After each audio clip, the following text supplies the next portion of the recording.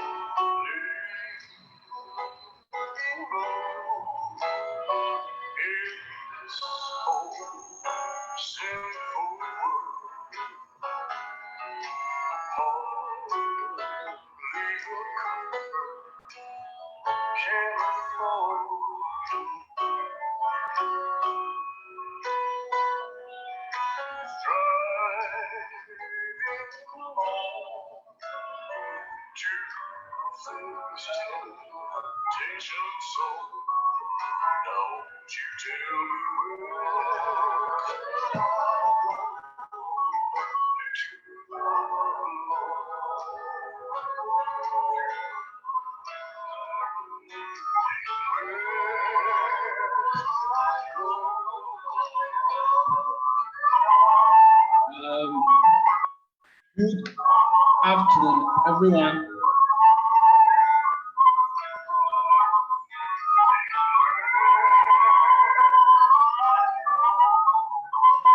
Good afternoon, Owen. Let's try and mute our mics.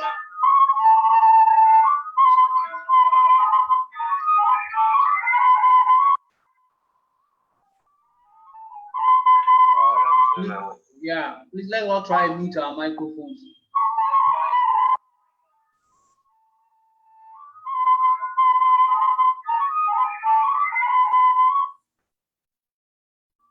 Okay, so yeah, please let's all try and mute our microphones.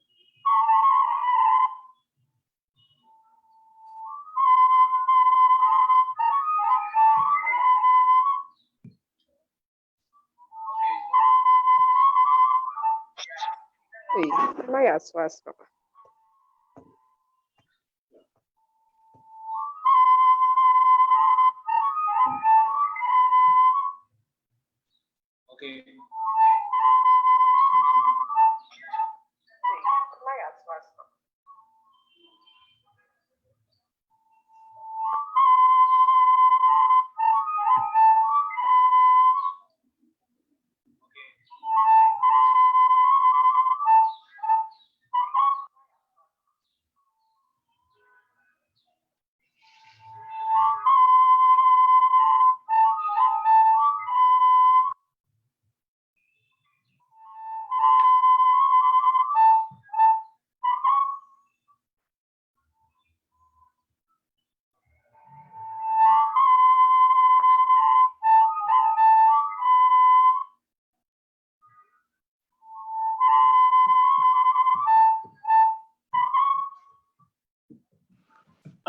Admin, I think you have to then go through and mute everybody. Just mute so that.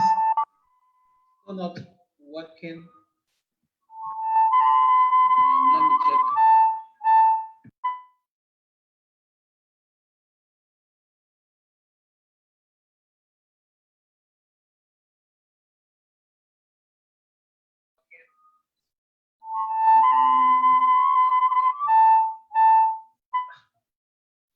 But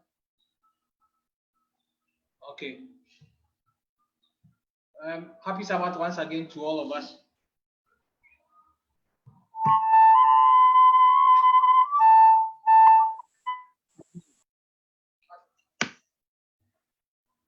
Okay. Happy Sabbath once again to all of us.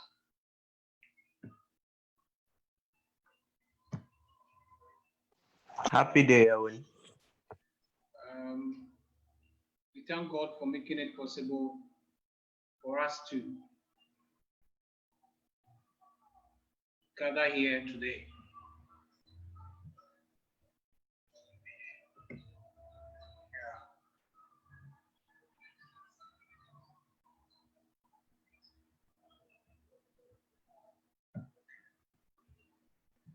I believe the sound is okay now. There's no feedback now. Yes, it is. Okay. So we thank God for making it possible. We are reminding ourselves that we are also live on Facebook. So we can go to Facebook, and then those who are not able to join us via Zoom, you can share the Facebook link to them so that they join us there. Name on Facebook is Seventh-day Adventist Church, Agape Sunyani. And those of us on Aquarium 4, you will see me sharing the link there very soon so that you can forward to your friends and colleagues who are not able to join us by Zoom. So we thank God for making it possible for us to meet this afternoon. We are all welcome to Agape Seventh-day Adventist Church. It's located in Sunyani. It's the English church in the Midwest Ghana Conference. This afternoon, we are going to have a continuation of a discussion that we started last Sabbath. Before we commence, I'll call on our Elder Nathaniel Ulabu to give us the opening prayer so that we can commence with other introduction in the discussion. Thank you.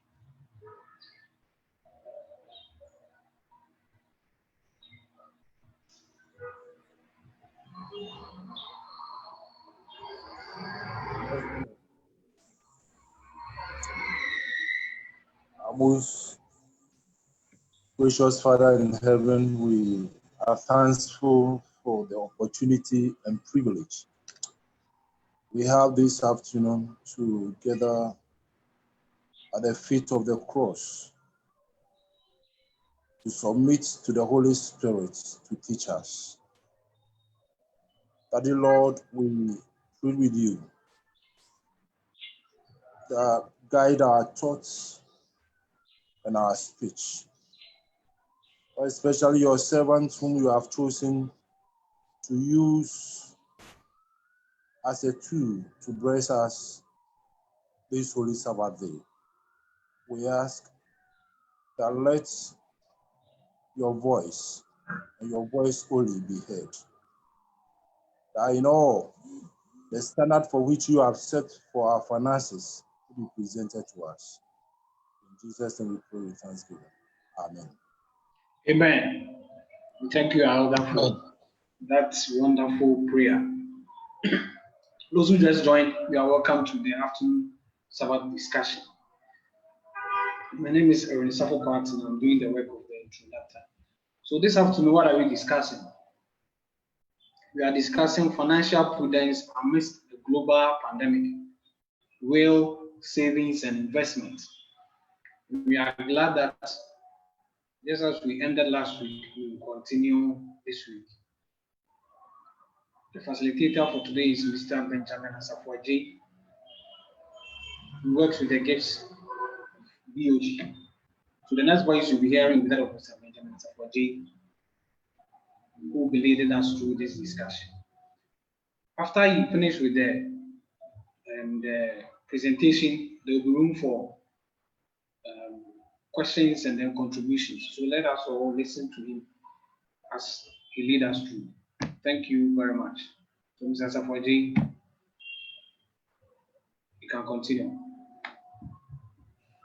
All right. Okay. Good afternoon and happy Sabbath, everyone. Good afternoon and happy day. Okay. Happy day. Okay.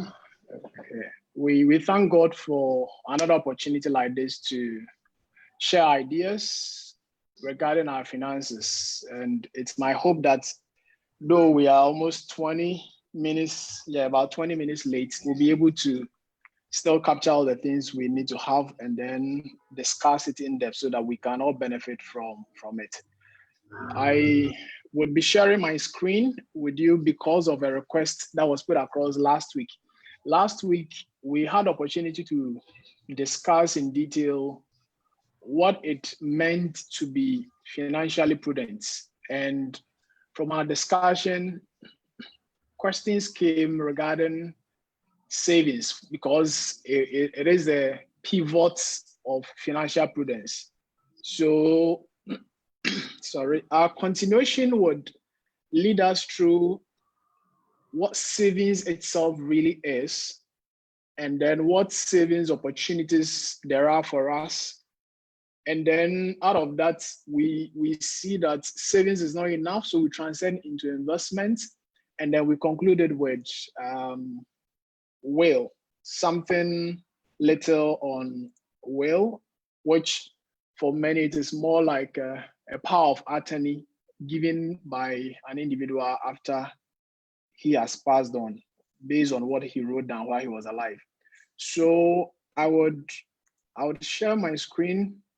I think I would need permission from admin to be able to share my screen, and then we can take it from there. Yeah, so you can share it. Okay. I've done that. Okay, all right. So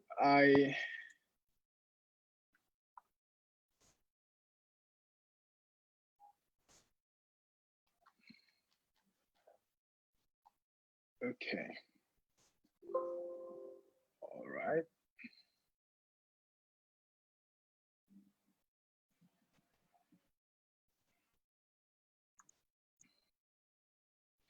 Okay, so we are going to focus on what we intend to digest today.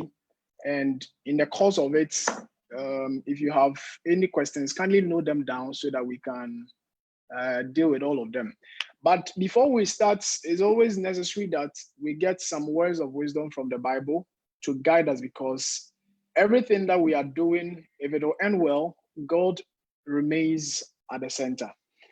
And I'd like us to take something from Proverbs 21 verses 20, which reads that there is desirable treasure and oil in the dwelling of the wise, but the foolish man squanders it. So the Bible is admonishing us that if we talk about treasure and oil, which is also a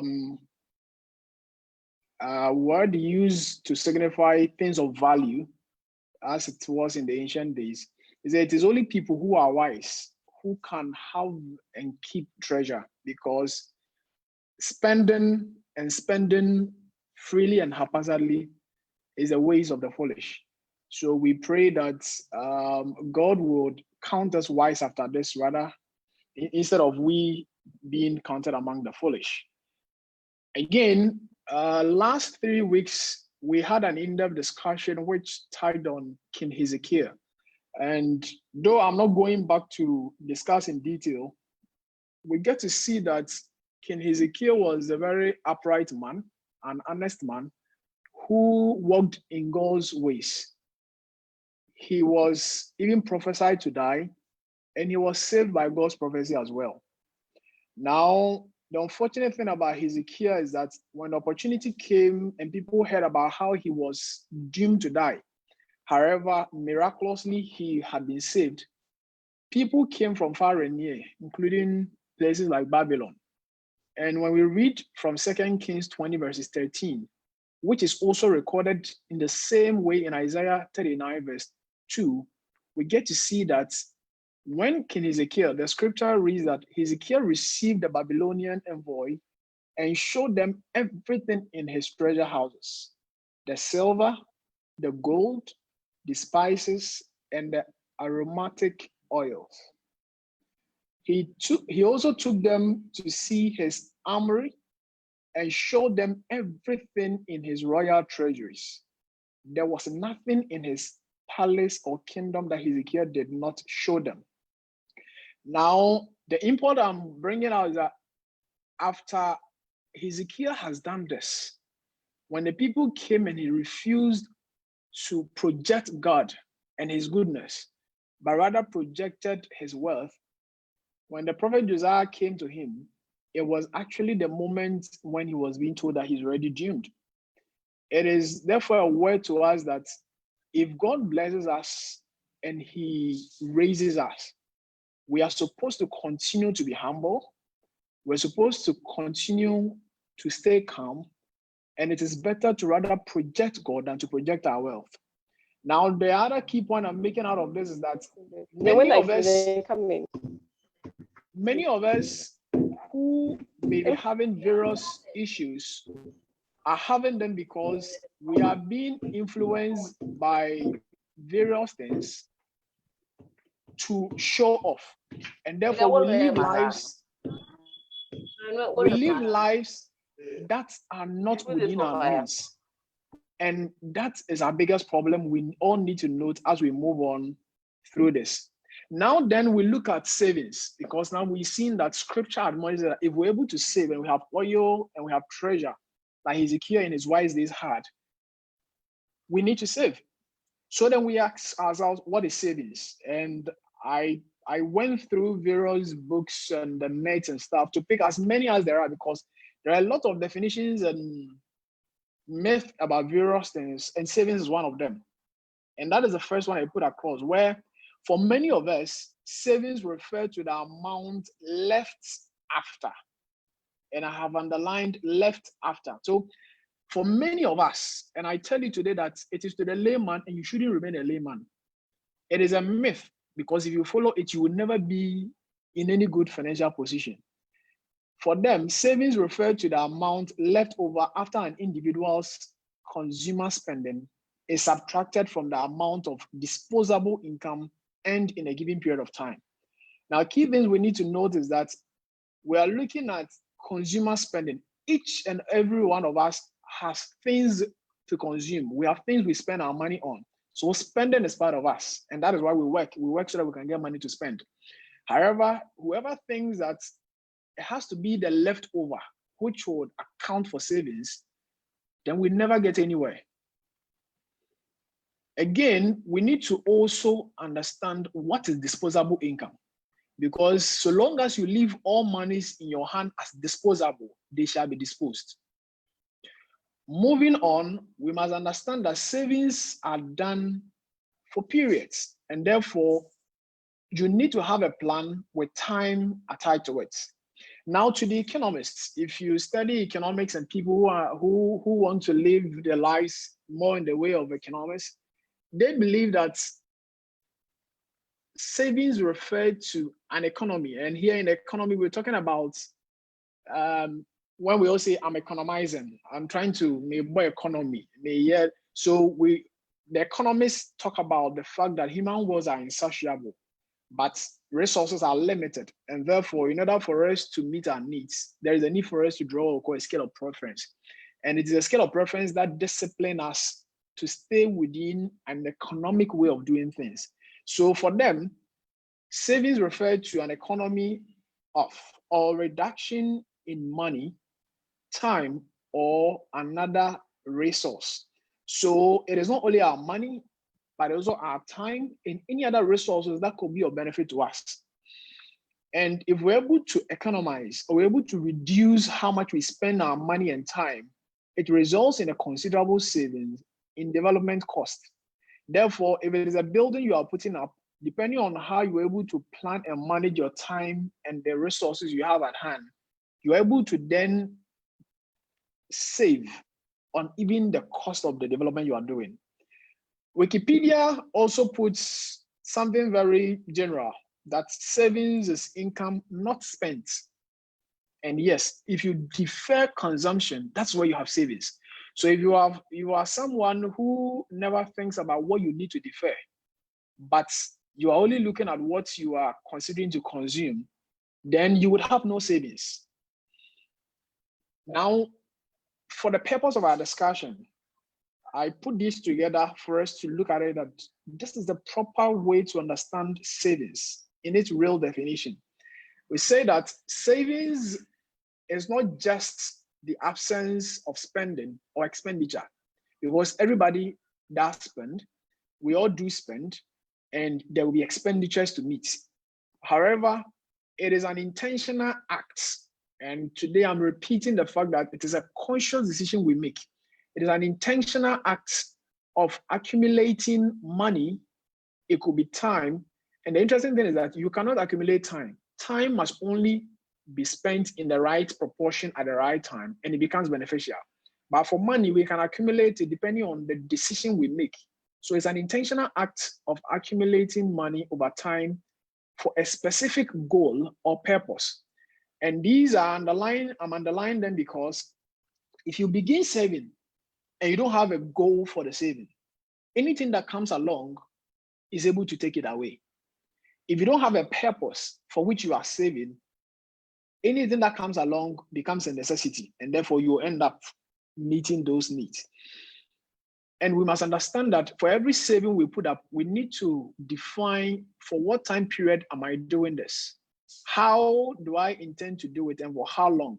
Therefore, we are able to then discipline ourselves in the best way to get the best out of it. Somebody asked a question, is Justice on the call today? He asked the question, so I just hope he's there to benefit. He asked that, how best are you able to then know that you are in the best position to manage your finances?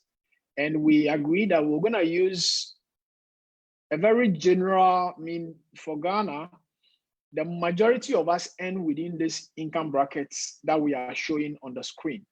And we decided to pick 2,000 cedis as the monthly earning of our discussion.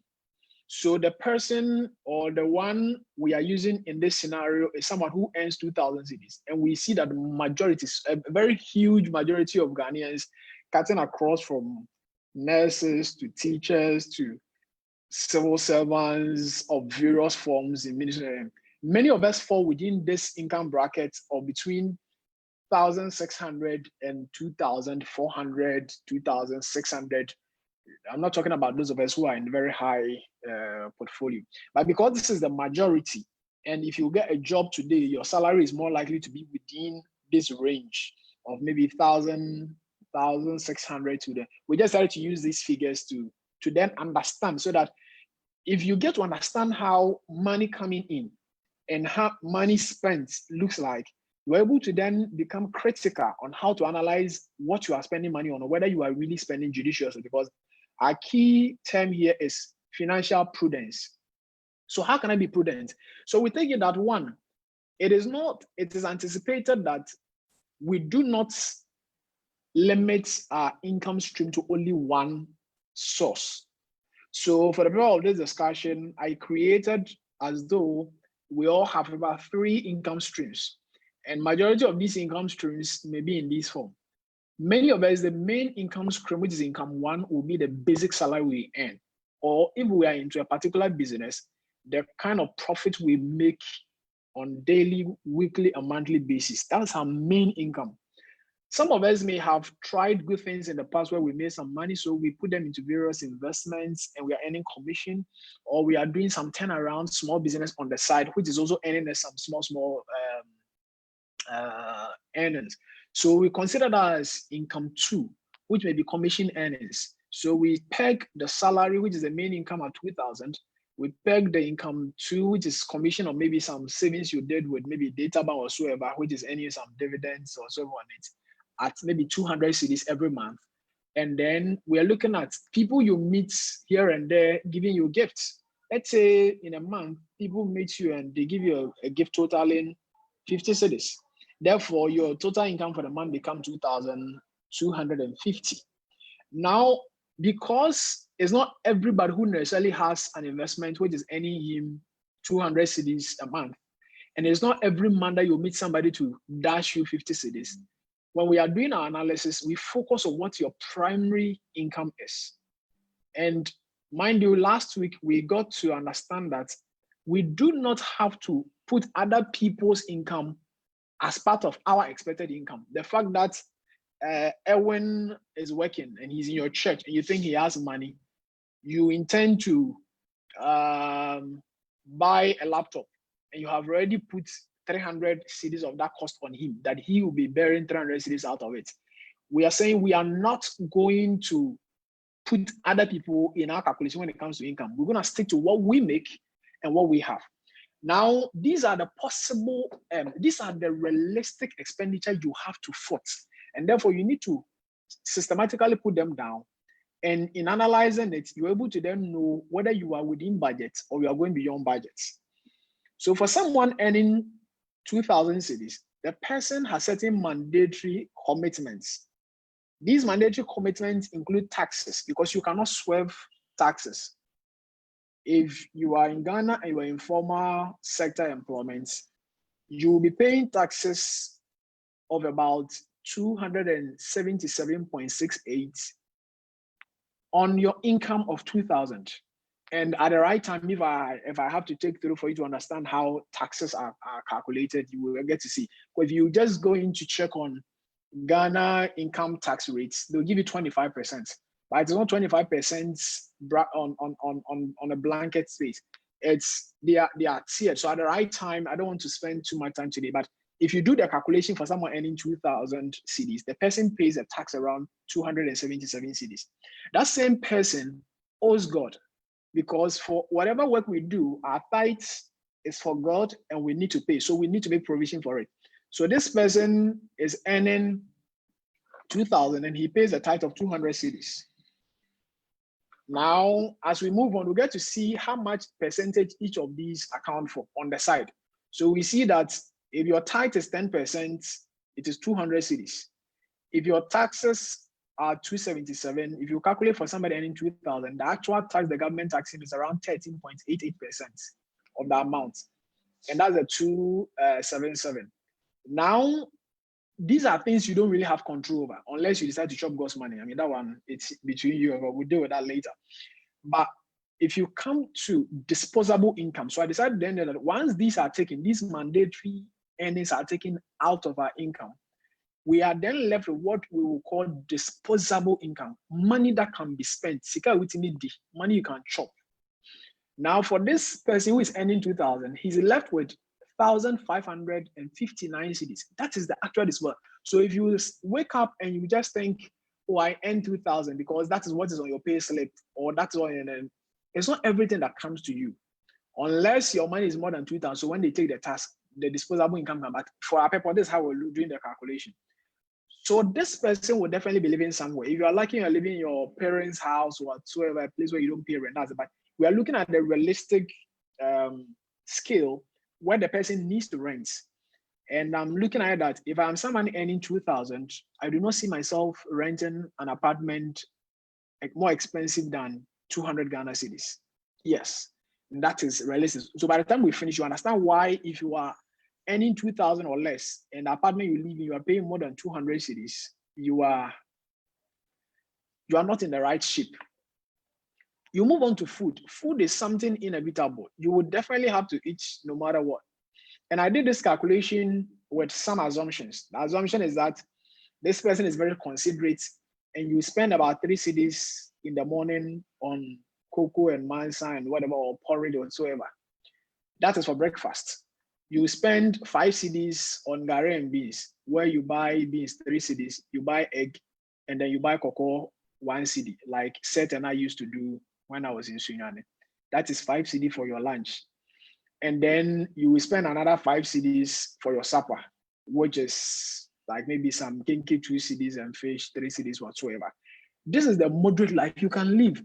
If you are earning 2,000 and you are living anything in excess of these, let's see the implication. Transportation. If you are working, you may be transporting yourself from your home. So we get to see that the 336 cedis we see for food, which is 16.8% of your income, your disposable of, it is of the disposable of the entire income, 16.8%. We spend a lot on food, and that's probably the biggest percentage of what we spend our money on.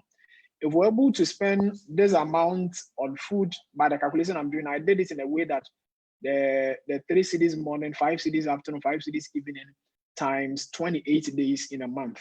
And I got this amount. Then I look at transportation, where we're looking at that you are transporting yourself to and from your workplace. And I think in this assumption, I use like 3 cedis in and 3 cedis out, multiply by 20, which is like we do go to work 20 days in a week. So if you multiply 3 cedis in, 3 cedis out to 6 cedis by, I think 20 or so, we get around 120. And it contributes to 6% of your income. Then definitely once you live in a house, you ought to pay utility.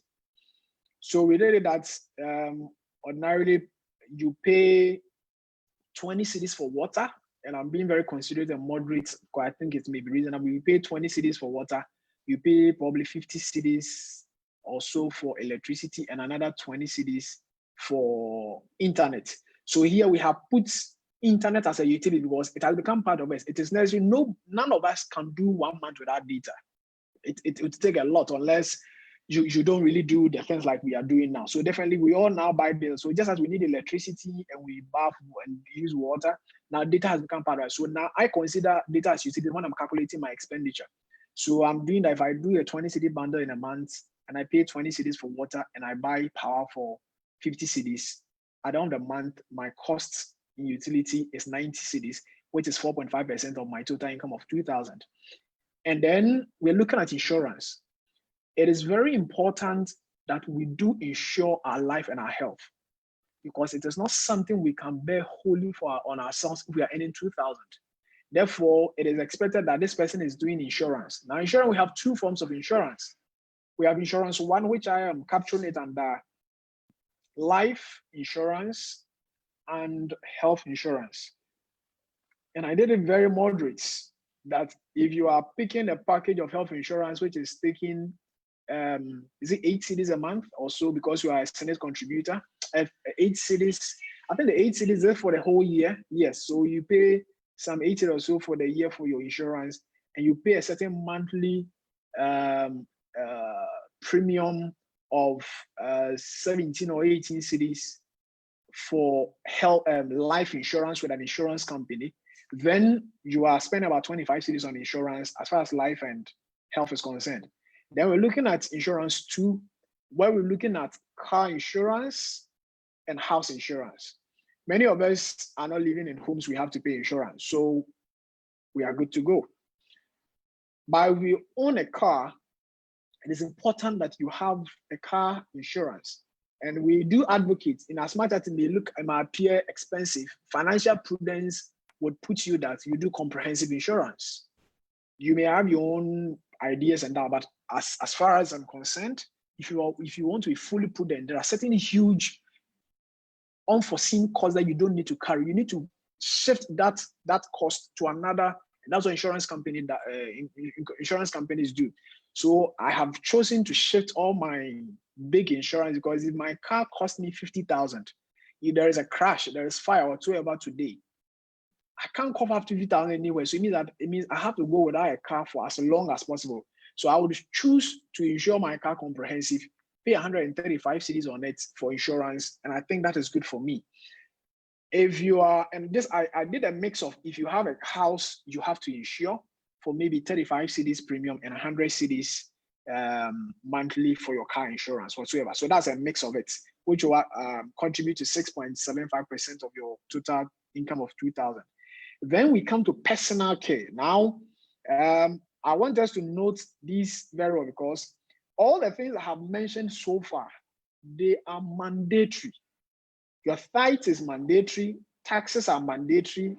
If you are living in a home and you're not with your parents, paying your rent is mandatory, eating is mandatory, traveling to work every day, transportation is mandatory. Once you are bathing water and you have electricity to charge your phone, everything, paying electricity and all that are mandatory. Once you want to get online, internet is become mandatory. Life and health insurance are mandatory too. Many of us I know don't have. That is fine. But if you want to be financially prudent, you need to add it to your mandatory list of items. Then if you have a car, it is mandatory for you by law to have a car insurance. And therefore, that's also mandatory. Now, all those above are mandatory expenditures, and they are contributing to a chunk of our income.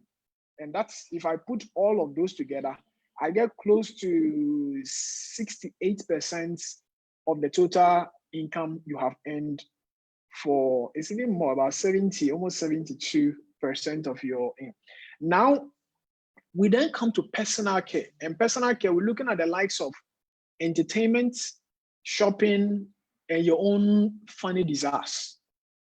If you are going through all these items the way they have to be, you would get to see that if you have children, I did the calculation that children's school fees is also mandatory. I should have moved that even up, because you have children, you have no option than to pay their fees. And I did this calculation with the assumption that if your child is attending a preparatory, international, or whatever, there are very expensive schools that are taking 1,000 cedis a term.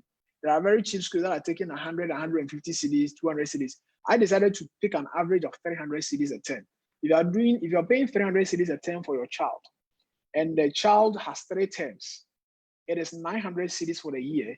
And it means that you then pay an amount of 75 cedis every month towards your child's school fees. Now, if you pay this, which is also mandatory, because you do not wait for the child's term to reopen before you go looking for school fees. And these are the financial prudence steps we're talking about. You need to plan towards it that once I have a child, and this I'm assuming I have only one child. If you have 2 children, we then assume that probably they are going to school that are taking 150 cedis a term each. You need to have a plan where you put 75 cedis out of your income every month, knowing that your child will be going to school for 3 months and the term will cost you 300. You don't wait for it to happen before you go to Elder Mensa and say, my child really needs to go to school. And because Elder Mensa must be sensitive to education, he needs to find money somewhere and give to you. You need to plan towards it. Then we're looking at personal, we're looking at savings. And savings here, I'm looking at it in 3 folds. If you're doing savings, we have 3 key areas you need to look at. You need to look at saving for personal use, saving for emergency use, and saving for pension. These are the 3. So we have the personal use, which is short-term, immediate. Now, the things you may have to need money to do immediately. I'm not talking about personal care. Personal care, entertainment, and shopping, and other things are there. But you need to have money you have saved for personal use, things that are concerning you as a person in and around. And you need to save another money in a certain percentage to cater for emergencies. And emergencies include, I just came out of my room trying to go to work. I'm in a hurry. I dropped my phone. My screen is crashed. If I cannot see, it is an emergency. I need to fix that phone screen. If it is going to cost me 500 cedis, I need to have money to do it. I don't have to look forward to the next month's salary. I need to have money to fix that emergency. And I can cite a whole lot of emergencies that we can have. So we're talking about those petty things that you cannot foresee, but they do happen in our lives every now and then. Before you realize you've broken your micro has gone off, before you realize your cylinder is leaking, you need to buy a new cylinder, before you realize your gas is this. Those things that as they happen, you cannot deal with, you have no option but to deal with them. You need to plan for them that if my cylinder begins to leak and I cannot use it, and I need to buy a new cylinder and it is 200 cedis, I need to have money. I don't have to then say, hey, the month hasn't ended, it's 15th. I have to wait for the end of the month before I can buy a cylinder and cook food for my children to eat. No, you cannot wait. Neither would you have to go begging from people that they should lend you 300 cedis so they can buy a cylinder and fill the gas. End of month, you go and pay them. You become a perpetual borrower. So these are all things that happen for us as humans in life we need to plan for. And you need to plan for your pension. And we're looking at it that if you are in any way staying in this life and you don't intend to die early, like I don't intend to, you need to plan for your pension. And according to the American Psychological Association of Psychologists, they say that finances, money, lack of money contribute to nearly 60% of early deaths after pension. Because many of us do not plan for our pensions, we let them lie anyway. And for many of us, we only rely on Senate, but we need to, at the right time, we have to do something on pensions. What we need to look at that, the way the law has been amended on pensions, now Senate is doing a very limited percentage for you, which is only small stipends you'll be getting when you go on pension.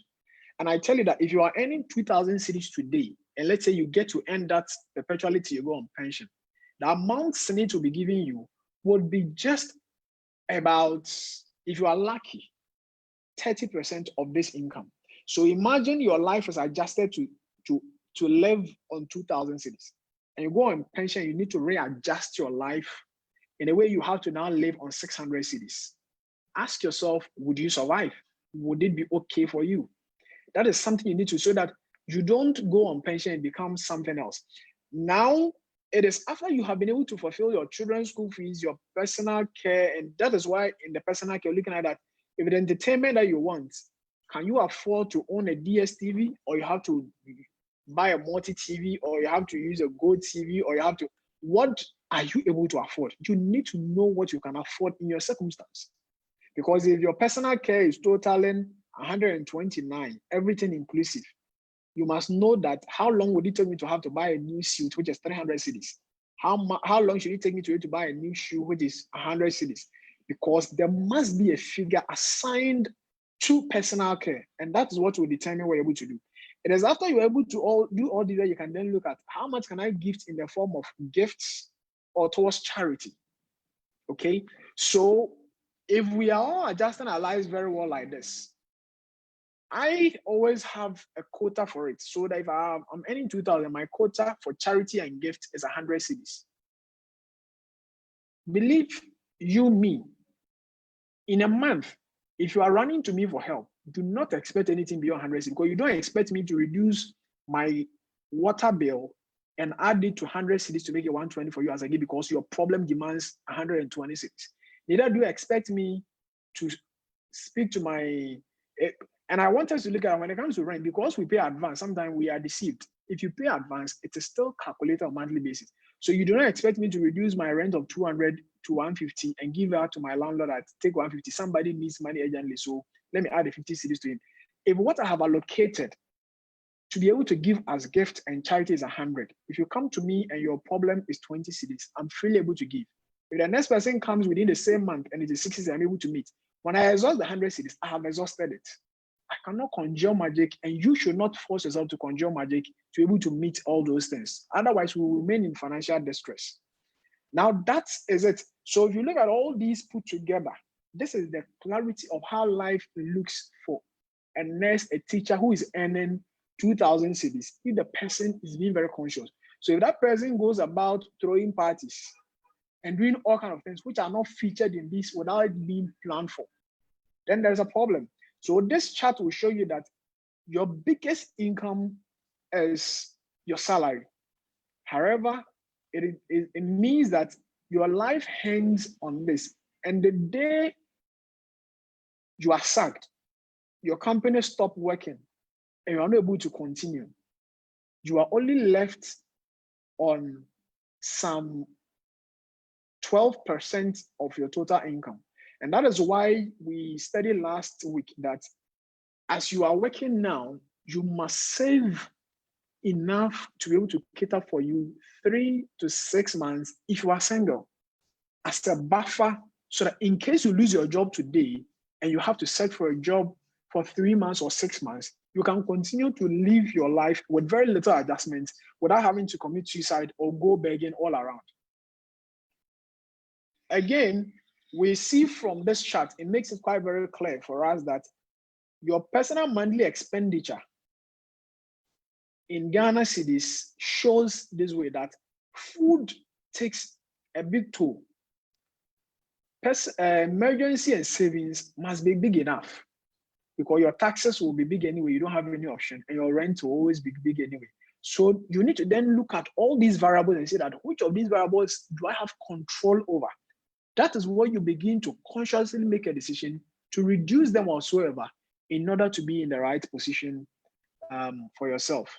And these are the percentages, as we saw as well, that this chart will show you that these are the percentages reflected in what you are earning and what your expenditure is going into. So you don't end up giving too much gifts. If you're earning 2,000 and in a month, you're able to dash out 200 cedis, 300 cedis, 400 cedis. You ask yourself, what have you shortchanged in your realistic life? It is possible that as you are doing those splashing of money, it means you are not saving towards your rent. So by the time your rent expires and your landlord or landlady is asking you to pay the next 1 year advance of 3,000-4,000, you would go begging. But if you had consciously put something together like this, which was helping you save towards it, by the time your rent ends, your money to pay the rent is available. And these are the key things we want to do, that if you want to shape your life to be in total control, this is the way to go. And with the help of God, we can. So then we then is that if I'm able to then understand this and I'm doing savings, what next? If I'm able to save, as we saw from the chart, about savings was about personal savings of 15, from what I projected, 15.6%. If I'm able to save 15.6% of my income towards these things, the bits which are in the form of emergency fund and pension, where do I invest them? Because the personal ones will have to be in my account or in something that I can liquidate very soon. And I'm zooming in into various forms of investment that are available, how they behave, and how we need to understand their characteristics and decide in choosing them whatsoever. We have treasury bills and bonds, and I'll be dealing with them in a little detail in the next slide. We have mutual funds, we have stocks, and then we have fixed deposits. So the money you keep in your Zenith bank account or your Stanbic bank account or GCD account is not an investment. It is a disposable income waiting to be spent. Until you put them into either a mutual fund or a treasury bill or a bond or stocks or a fixed deposit, you have not invested. Last week, we also got to know that there are other long-term investment like lands, housing that we are able to do. This one, I dealt more with the money market investments. That's why I didn't capture housing or real estate as part of it. But it is a possible medium of doing investment as well. So you can choose to invest in them as long-term. Now, what you need to know about treasury, because I know many of us have heard about T-bills, I've never really taken the chance or opportunity to really look at what it is. Treasury bills are a form of, is a financial instrument that are issued by the central bank through financial institutions. So what we say is that treasury bills are the safest form of investment because they are risk-free. And when in finance, whenever you are calculating anything, we peg the treasury bill rate as the risk-free rate above which any other risk we are assuming should pay us off. So T-bill rates is considered the risk-free rate, which becomes a measure of all risk and investment calculations. And we say they are risk-free because they are government guaranteed. They are backed by government guarantee. So until Ghana as a country ceases to be a sovereign state or a going concern in its operation as a country, money lended in the form to, so treasury bills are ways that the government lends from the people. So when you buy a T-bill, means you have lended your money to governments, the government of Ghana. If you buy a bond, you have lended your money to the government of Ghana. And we often say they are risk-free because the government will always pay his debts, like a Lannister in Game of Thrones. Again, treasury bills can be easily redeemed at any time, even when it is not fully matured. And that's one thing you should note. That will bring us to the difference between what treasury bills and bonds are. I'll come to bonds. But treasury bills, one of the characteristics is that they are easily redeemed at any time, even when not fully matured. So if you go and buy a 91-day treasury bill, and after 60 days, you need your money, you can liquidate it. After 30 days, if you want to take your money, you can liquidate it. Now, within T-bill, I'll not spend too much time on these things at the right time we have to do it. All we know is that even when you're buying a treasury bill, you must understand that there are different types of treasury bill. We have the treasury bill with the normal rate and the treasury bill with the discounted rate. Now you need to know that the interest rate calculated and given at the end for the normal rates T-bill, the interest is calculated and given to you only at the end of the investment. So if it's a 91 day, you see your interest at the end of the 91 days. Whereas when it comes to a discounted interest rate, you get to see how much you are being offered right at the beginning of the investment. Now, the other thing you need to know, when it comes to the normal one, which you don't get to see what you're going to earn until the end of the period, the interest rate on those ones are a bit higher. Whereas the discounted one, the interest rates are a bit lower. So I picked a typical scenario where in 2018, between 8th and 12th January 2018, the T-bill issued had 13.32% for the normal rates, while the same treasury bill issued at that same period and the same day or the same period was offering 12.89% for those who were buying it at a discount rate. So that's the little difference you may need to note along the way. And if you're looking at today, if you are making a decision that today, if I want to buy a T-bill, so treasury bills are either a 91-day treasury bill, which is like 3 months, or 182-day, or 1 year treasury notes. When it's a 1 year, it's up to 1 year, we call it treasury note. The 365 days of treasury note. These are the current interest rate for them. So is either a 12.9 for 91 day, or 14.01 for 182 day, or 16.89 for a 1 year treasury note. And the longer the period, the higher the interest. I'll be coming on bonds, but what you need to know is that bonds always go beyond a year. So we don't have a 1 year bond. We have a 1 year treasury bill, but we have a 2 year bond, we have a 3 year bond, we have a 5 year bond. And sometimes even when it comes to Euro bonds, we have 10-year Euro bonds. So you can have bonds that are that, and the longer the years, the longer the coupon rates. In finance, we talk about the coupon rate of bonds, or to the layman, we talk about interest rates on the bond. And currently, Ghana's 5-year bond is pegged at 19.25%, and it's actually the highest you can get in the market. So I've already touched on bonds to let you know that one, bonds are long-term debt investments, usually underwritten by a sovereign state or its subsidiary. So if you go to Europe and maybe the US and other places, they are able to even allow districts or counties to issue their own bonds based on various paperwork they're able to show that they'll be able to raise the necessary funds. So if it were Tema may not be a country, but maybe Tema Metropolitan Assembly could raise a bond to do the Tema interchange with a calculation that the toll that will be taken from people who use the interchange would then fund the bond, and it will be able to pay off the people. And the same way in Ghana, we don't allow districts and Metropolitan Assembly. It is the government that issue the bonds, raise the money with the intention that as we pay tolls, the money that was invested in doing that Tema interchange would then come and pay off the debt. Unfortunately, we don't manage our finances well. So we issue the bond, we get the money, we do the project, but as the income comes, it goes into something else. So the debt remains for the country, and we have to issue new bonds to pay the debt, though the project the money was used for, is still yielding dividends for the country. Again, we must note that when you buy a bond, you cannot easily redeem at a premature stage. So when you're buying a bond, you must be very sure and clear that the money you are investing for 2 years or the 5 years, you don't need it anytime here, because you cannot walk to them and say, I bought a bond, I think I've changed my mind, I don't need it anymore, please, I need my money. It cannot be liquidated. The only way you can liquidate a bond bought is to find another person who is interested in that bond, but probably the window is closed, and it's only the people in it who can sell it out. And then it helps you then to understand that bonds are less liquid than treasury bills.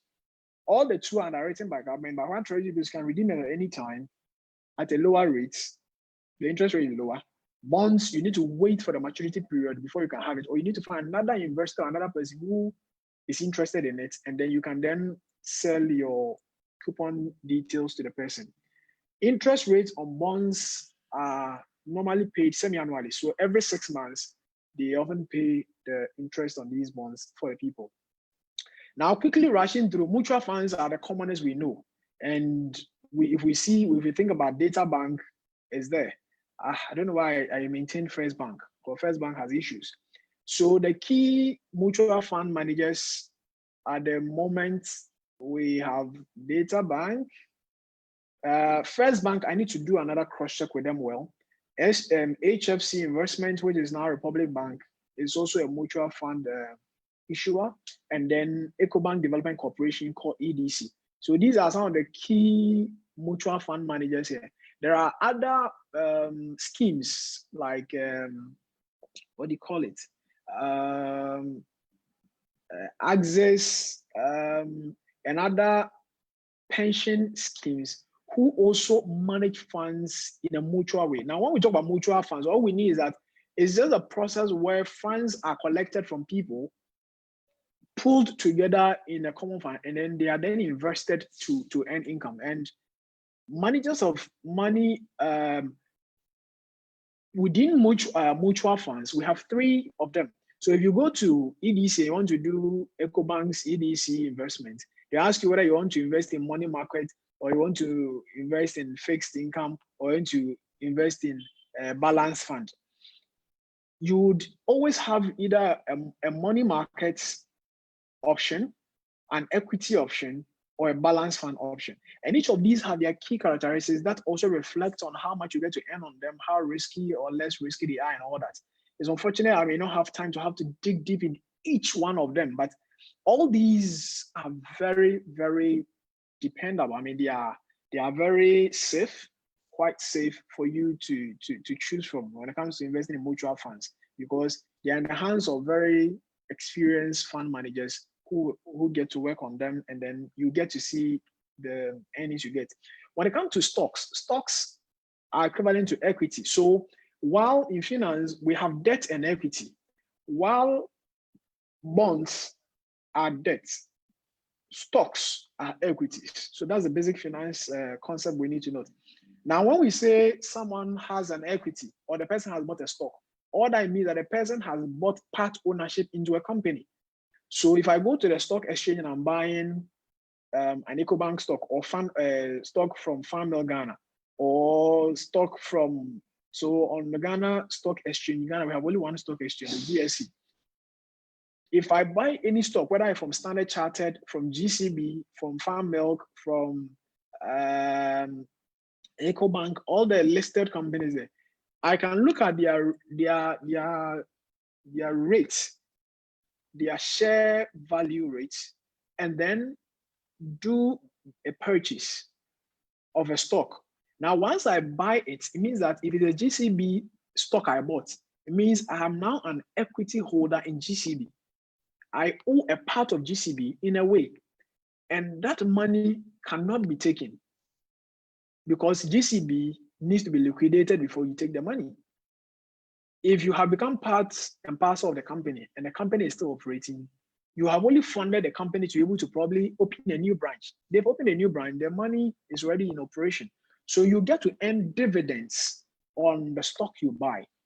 Now, the same way, if you ever need to sell off your stock, you need to get another person who is interested and sell the stock to the person. So we say to be able to buy a stock, you need to open an account with an accredited stockbroker. And the stockbrokers we have in Ghana, as far as our equity market is concerned, is a car brokers, data bank brokers, and then EDC brokers. They are the brokers we have in Ghana through whom you can actually, and it is only CarBank, at the moment, it's only CarBank that has an online platform that you can use to actually do online pitches of a stock. I think about 15 minutes to wrap up.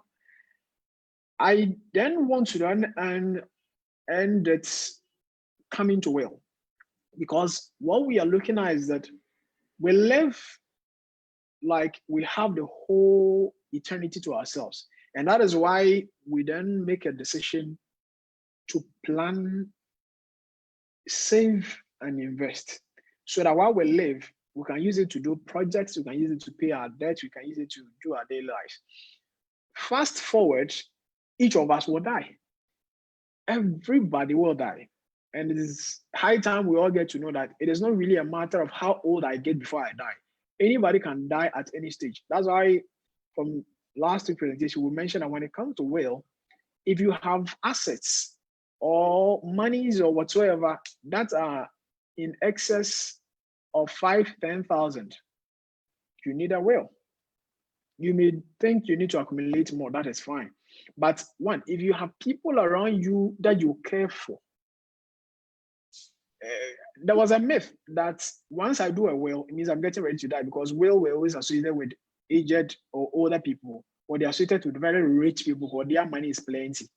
But I got to know recently that somebody passed on and his brother is seeking to inherit him so well that even his shares that he was wearing, his shoes, he's claiming them. The house he was living in with the wife, the brother wants to eject the wife and take over because the brother is gone. He's the one going to inherit it. There are a lot of things that do happen. And in as far as we may have assumed that these things were things of the past, they still do exist today. So if you have a house, you have a wife, and you have a child, you owe them the responsibility to do a will.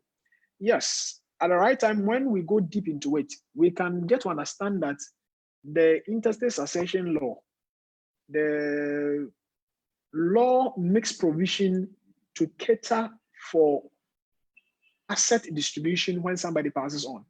And the interstate succession law, now when it comes to law, the little legal, a person can either die testate or intestate. If you die intestate, it means that you die without making a will.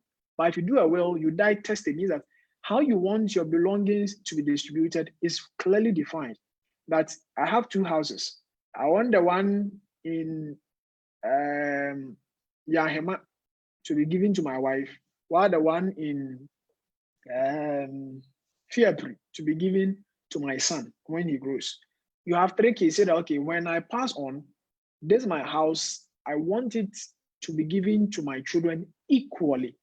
At this stage, it does not become the prerogative because there are so many families where you would have thought that they were family. But once the father passes on, the elders among them finds a way to take charge because perhaps he was closer to the man while he was alive and he has most of the man's documents in his possession. There are a lot of stories we hear, and you see brothers standing against brothers, some going to the extent of fighting, some going to juju, to do all sorts of things because the person who made those properties did not really define who should own it. So people now have to fight and kill to inherit. And now I ask myself that, said your pen, Japadi, why would be the idea? And one other as forever. We all die, yet people will foolishly, because there is no legal backing that is allowing them, people will foolishly travel, come and eject your wife from your own house. And your wife then have to go through petitions, finding the lawyer going to then go seek a court's injunction on property. And then the court and the judges will have to sit and then pick the interstate succession law to then determine how things should be. So at that stage, when you have no will, we're saying that failure to prepare a will while you are alive, he said that failure to prepare a will typically leaves decisions about your estate or your properties in the hands of judges or state officials and may also cause family strife because while you are gone, your mother and your sister may think that they took you through school. They almost own you, but while you are alive, they couldn't say it. But now that you are gone, they will show that they took you through school. When did your wife come by? And it is always a confusion in the family. So do not assume until people pass on. You don't know how crazy and how wicked their sisters and their brothers can be, how family members can be. So if you have property and your children and wife are around, and I'm not saying that since we, the men, are the one going to die. The women, you are now corporate women. You are all working. You are buying lands. You are building. You too, whatever the unfortunate thing is that we are told that with the exception of the good wives, now most women who are working, they put up properties at the blind side of their husbands.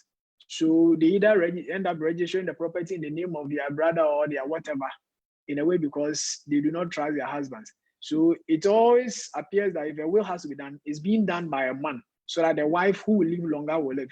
Women too will die.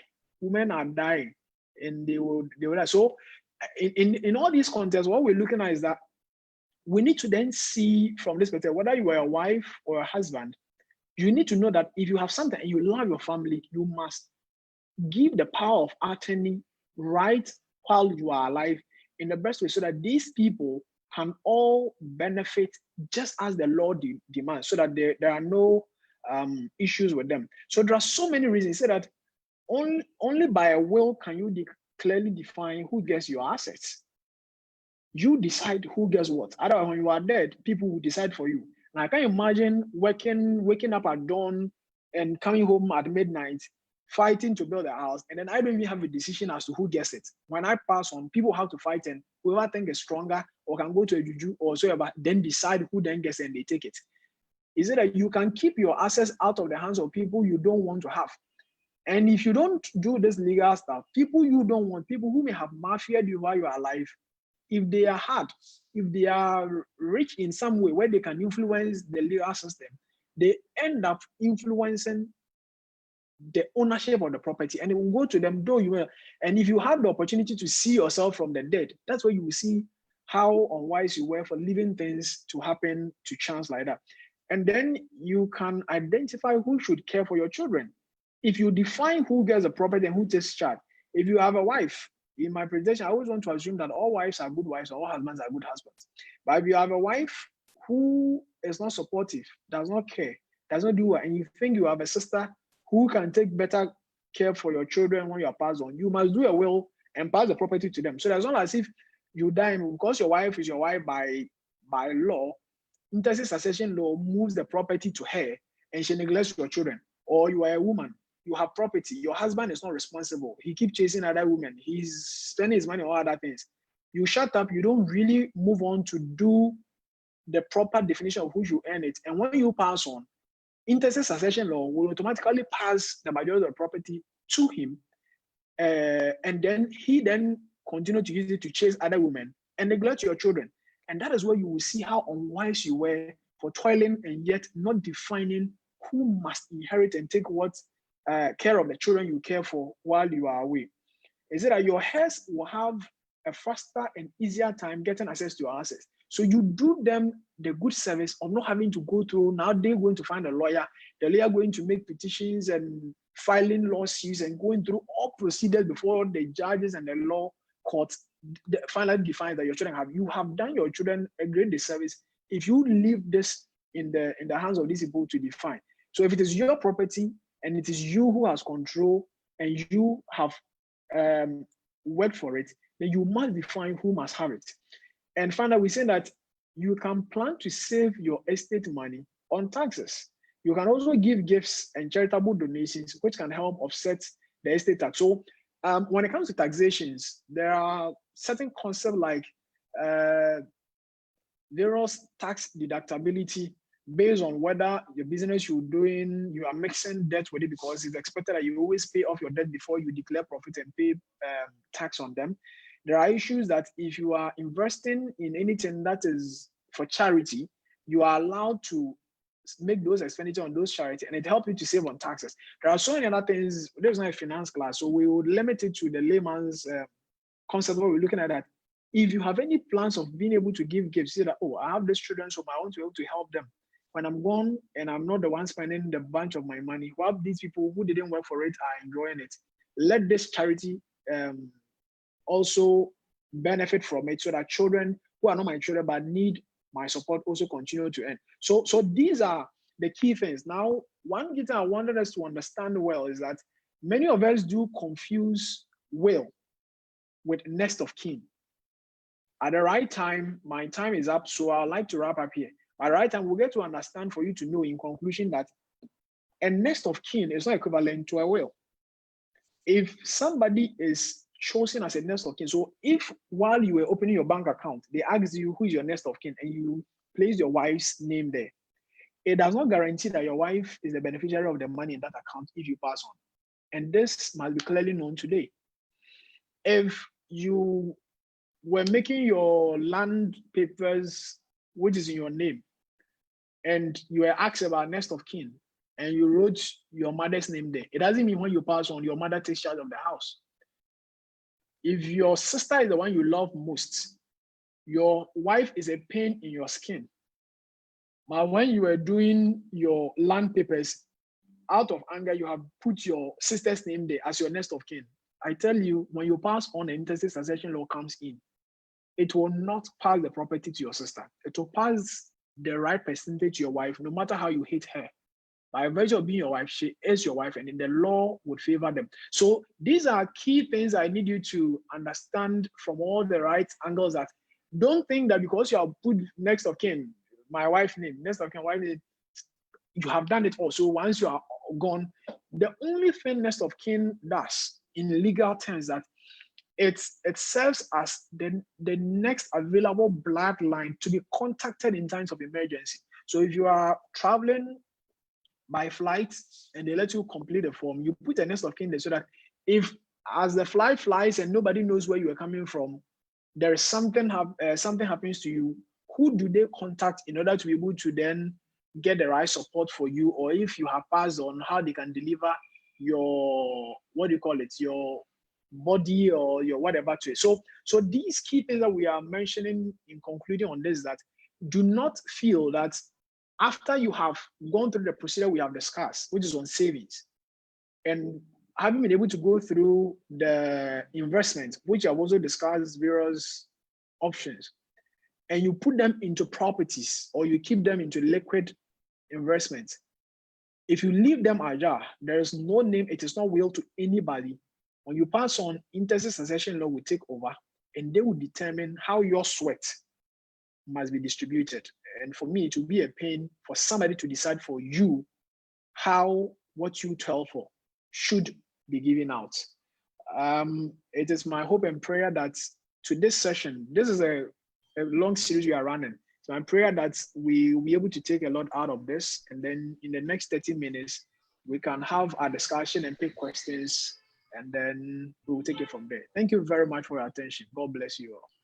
Okay, thank you very much, Mr. Asafo-Adjei, God bless you, sir. for taking us through this discussion.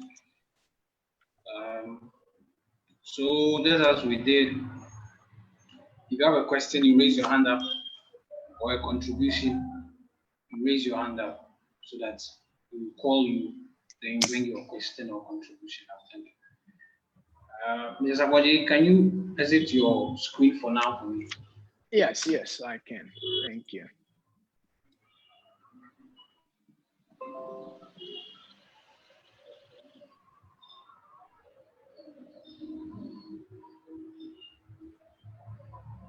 Okay, sorry. Can I ask you a question? Hello, family. Happy Sabbath to everyone. I thank God so much for how far He's brought us. The presentation has been insightful as always, and I thank God for such a marvelous presentation from our brother. God bless you. The question is, how is all these important to us as Christians? Okay, thank you for your question. Is there any other question that I can take them together?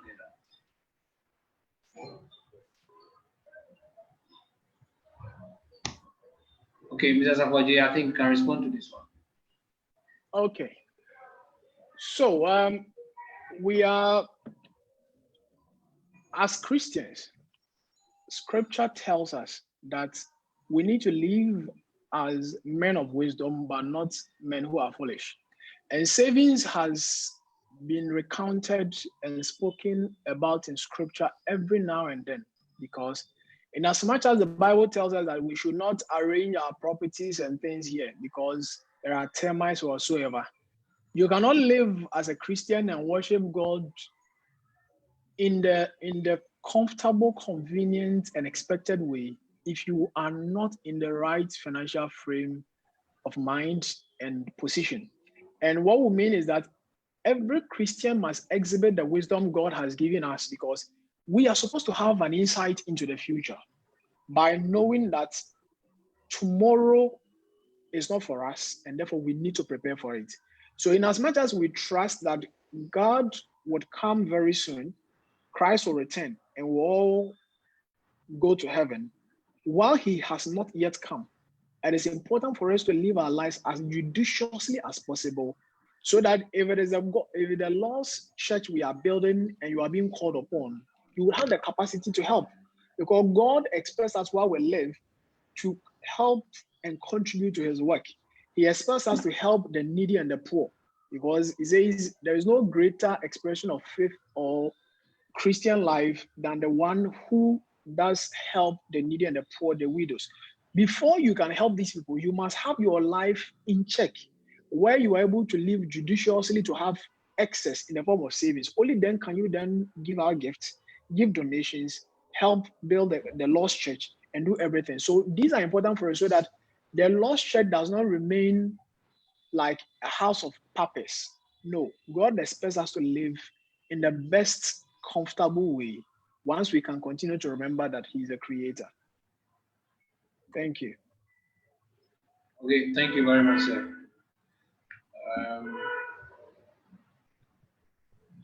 The floor is open for contributions, questions. If you have any question, you have any contribution. Those of us who were able to ask our question last week too, I think you can do so. And then ask your question. Okay, Adamesa.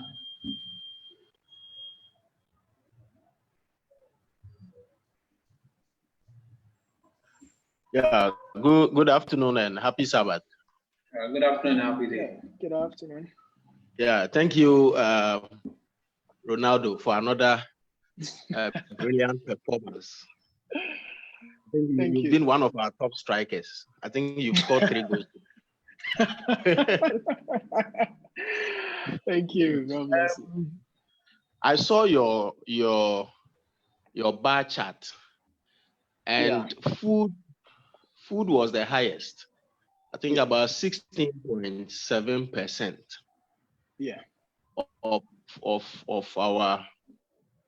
our income is spent on food. Yeah. If you have a family of 2 or 3 children, how can you be prudent? Yes, how can you be prudent on food? Because sometimes it becomes a struggle when the family has to eat, and then you looking at your purse will want us to cut down on certain things, then it becomes a struggle. So what is the best way of going around it? My second and last question is, looking at the scenario you painted with 2,000 Ghana cedis, you have even been generous.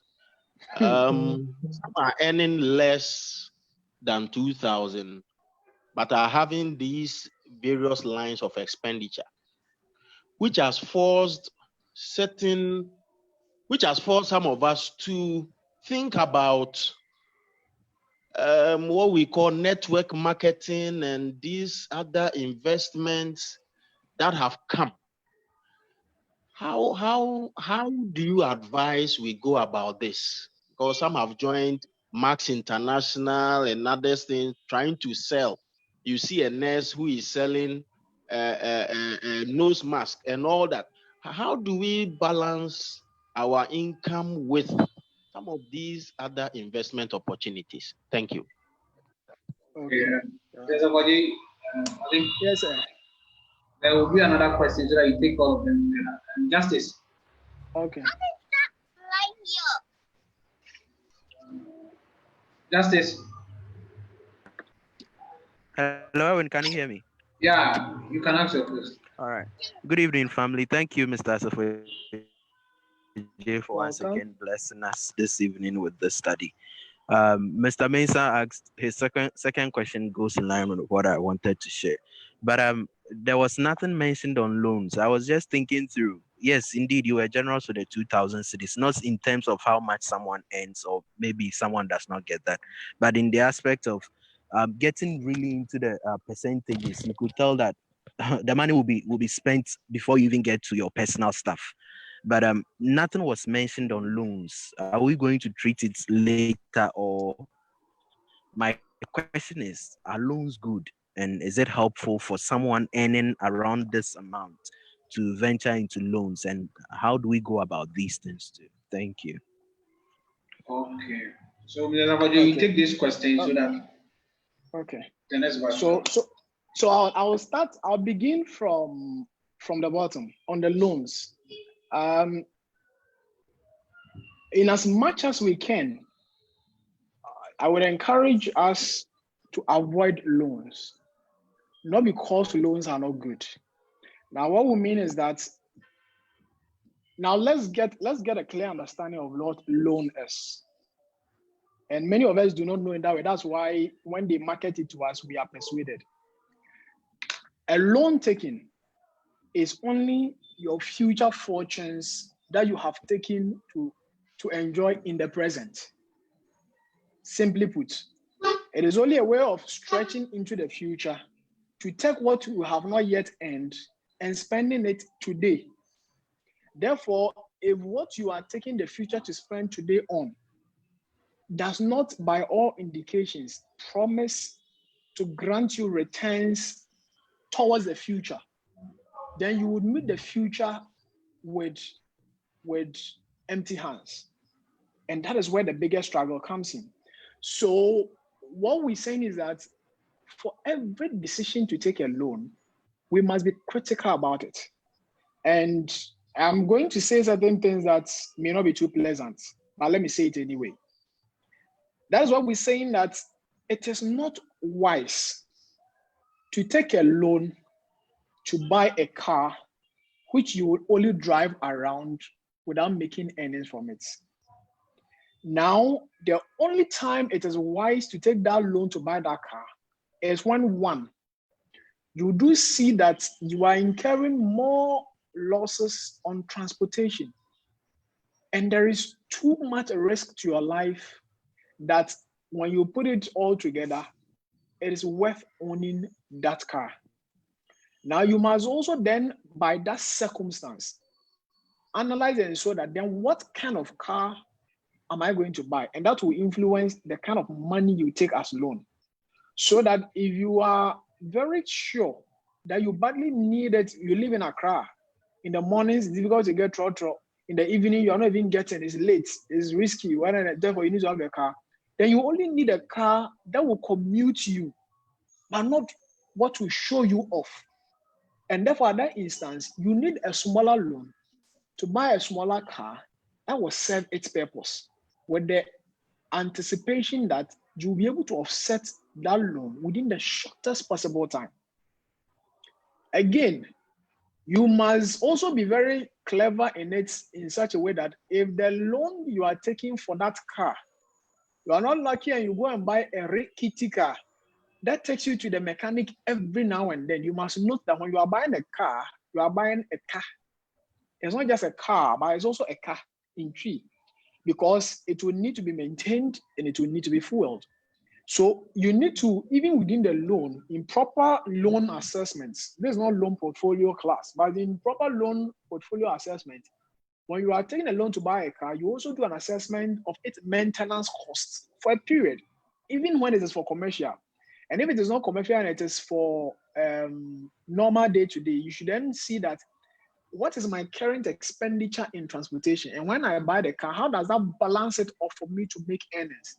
If the car is going to rather increase your liability, increase your costs, then I don't see why you are deciding to do it. But then if it is a business opportunity you have seen, and you have done all the analysis right, not in haste, and I'm eating that into the Max International bits that Edwin brings in. If you are taking a loan, you know that, okay, you have started doing network marketing. You have already identified the market very well. People are interested. They keep asking you, but you don't have enough stock. Oh, the profit margin is going to turn around. You take things for 500. At the end of the month, you've been able to sell it and your profit is 150. So for every 500 you invest, you get 150 on it. Every 500 you get 150. And you are consistently able to then determine the pattern of it. Then if you decide to go for a loan of 2,000 cedis, so that instead of buying 500 cedis worth of max product and making 150, you rather be able to buy 4 times and it will be 150 times 4.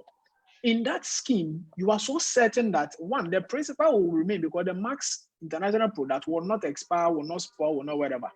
And the profit you make, one, will be able to offset the interest that is being put on that loan you are picking. In that vein, it is good to take a loan because you have been able to identify a market opportunity you are going to plug with the income you are taking from the bank in the form of loan. And you are able to then predict by a scheme how long you're going to service that loan without any disruptions. And that is why when we are doing loan appraisal, we look at that when people divert loans, it is a big problem, one, for the loan giver and the loan taker. If you were taking a loan to invest into Max International product marketing, which you can foresee all its income stream, nothing should let you change your mind and use it to buy a motorbike, because that motorbike will not earn you income. So what we are saying is that, as I indicated in my presentation, we are hoping that all of us can, at a point in time, zero our loans and stand clean. Now, what I saw as a test and a work is that if I am earning 2,000 cedis and I go to take a loan of 10,000, and they spread it over 2 years. It means that it is only my income that I'm reducing, because if I take a loan, if I'm into and I take a loan of 10,000, and they decide that I'm going to pay it over 2 years, I'll be paying in excess of 460 cedis in principal and interest. If I'm paying 460 cedis in principal and interest, all I have done is to reduce my monthly income from 2,000 to 1,540. Meanwhile, I'll still pay my tithes. I'll still be taxed. I'll still pay bills and all that. So at this stage, I have only reduced my disposable income. I haven't done any magic. So if that money I'm reducing my disposable income for will not go to do a business that will earn me more, then I have a problem. I've created a problem for myself. Meanwhile, if you were from today, if let's say you are lucky enough not to be on loan, if you were today to decide that I want to do something in the next 1 year, in the next 3 months, therefore, instead of spending 2,000 every month, I'm going to reduce my spending by 400 cedis and put it aside. It is just like the loan you'll be taking from the bank. In that way, you'll be taking your own loan, which you will not pay interest on. And that's why we say that when you put in the mechanism to do the savings at the stage, and for me, those of us who are young and are yet to marry, or are married and have only one child, and therefore expenditure is not too high, if I am able to put in that contingency plan, by the near future of 1 year, if I'm able to really discipline, because the thing is, I see, when we are earning 2,000 now, we are able to find a way to spend all the 2,000. But when we go to take a loan, that is reducing our income to 1,540. We're able to adjust ourselves to spend and live with our wives and children with the same 1,540.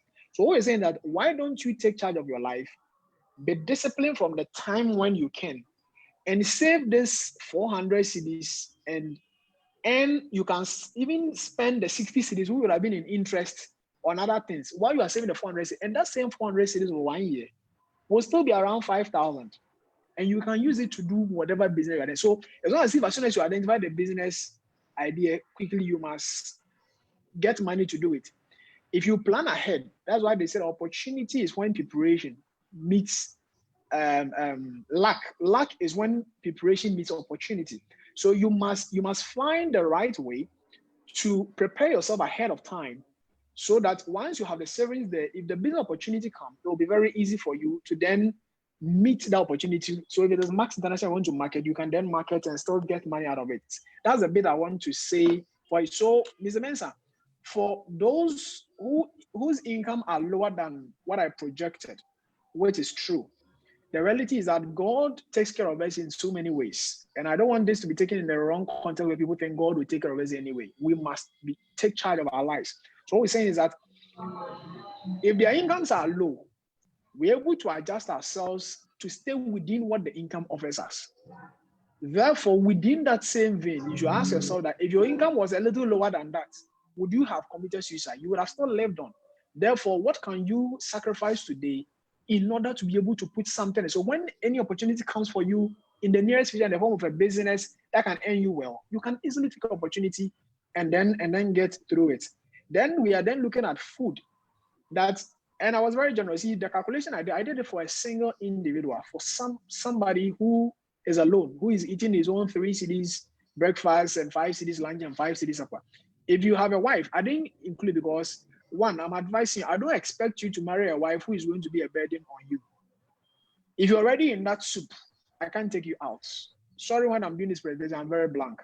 But I assume that your wife you are going to marry will be a helpmeet, not a liability it. So if your wife cannot add to you, but at least she can take care of herself, that is enough.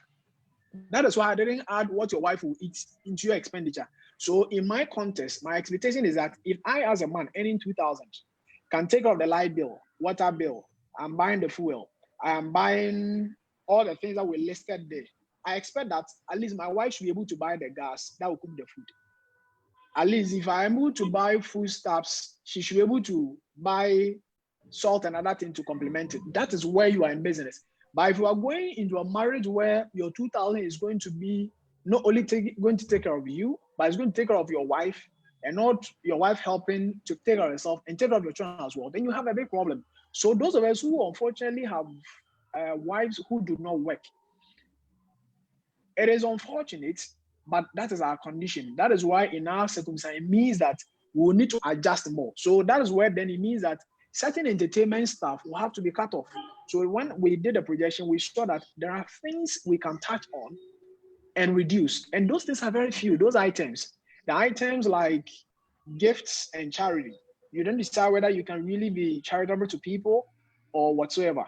We're also looking at things like your personal spending. As I projected the items, if it comes to entertainment, you may probably at a point in time have to cut entertainment. And last week I cited the scenarios that when I came to live in Sunyani, I was starting work and I knew I didn't have anything. I knew it was important to then adjust. That's why I pitched with my sister for a period before I had to move on to rent.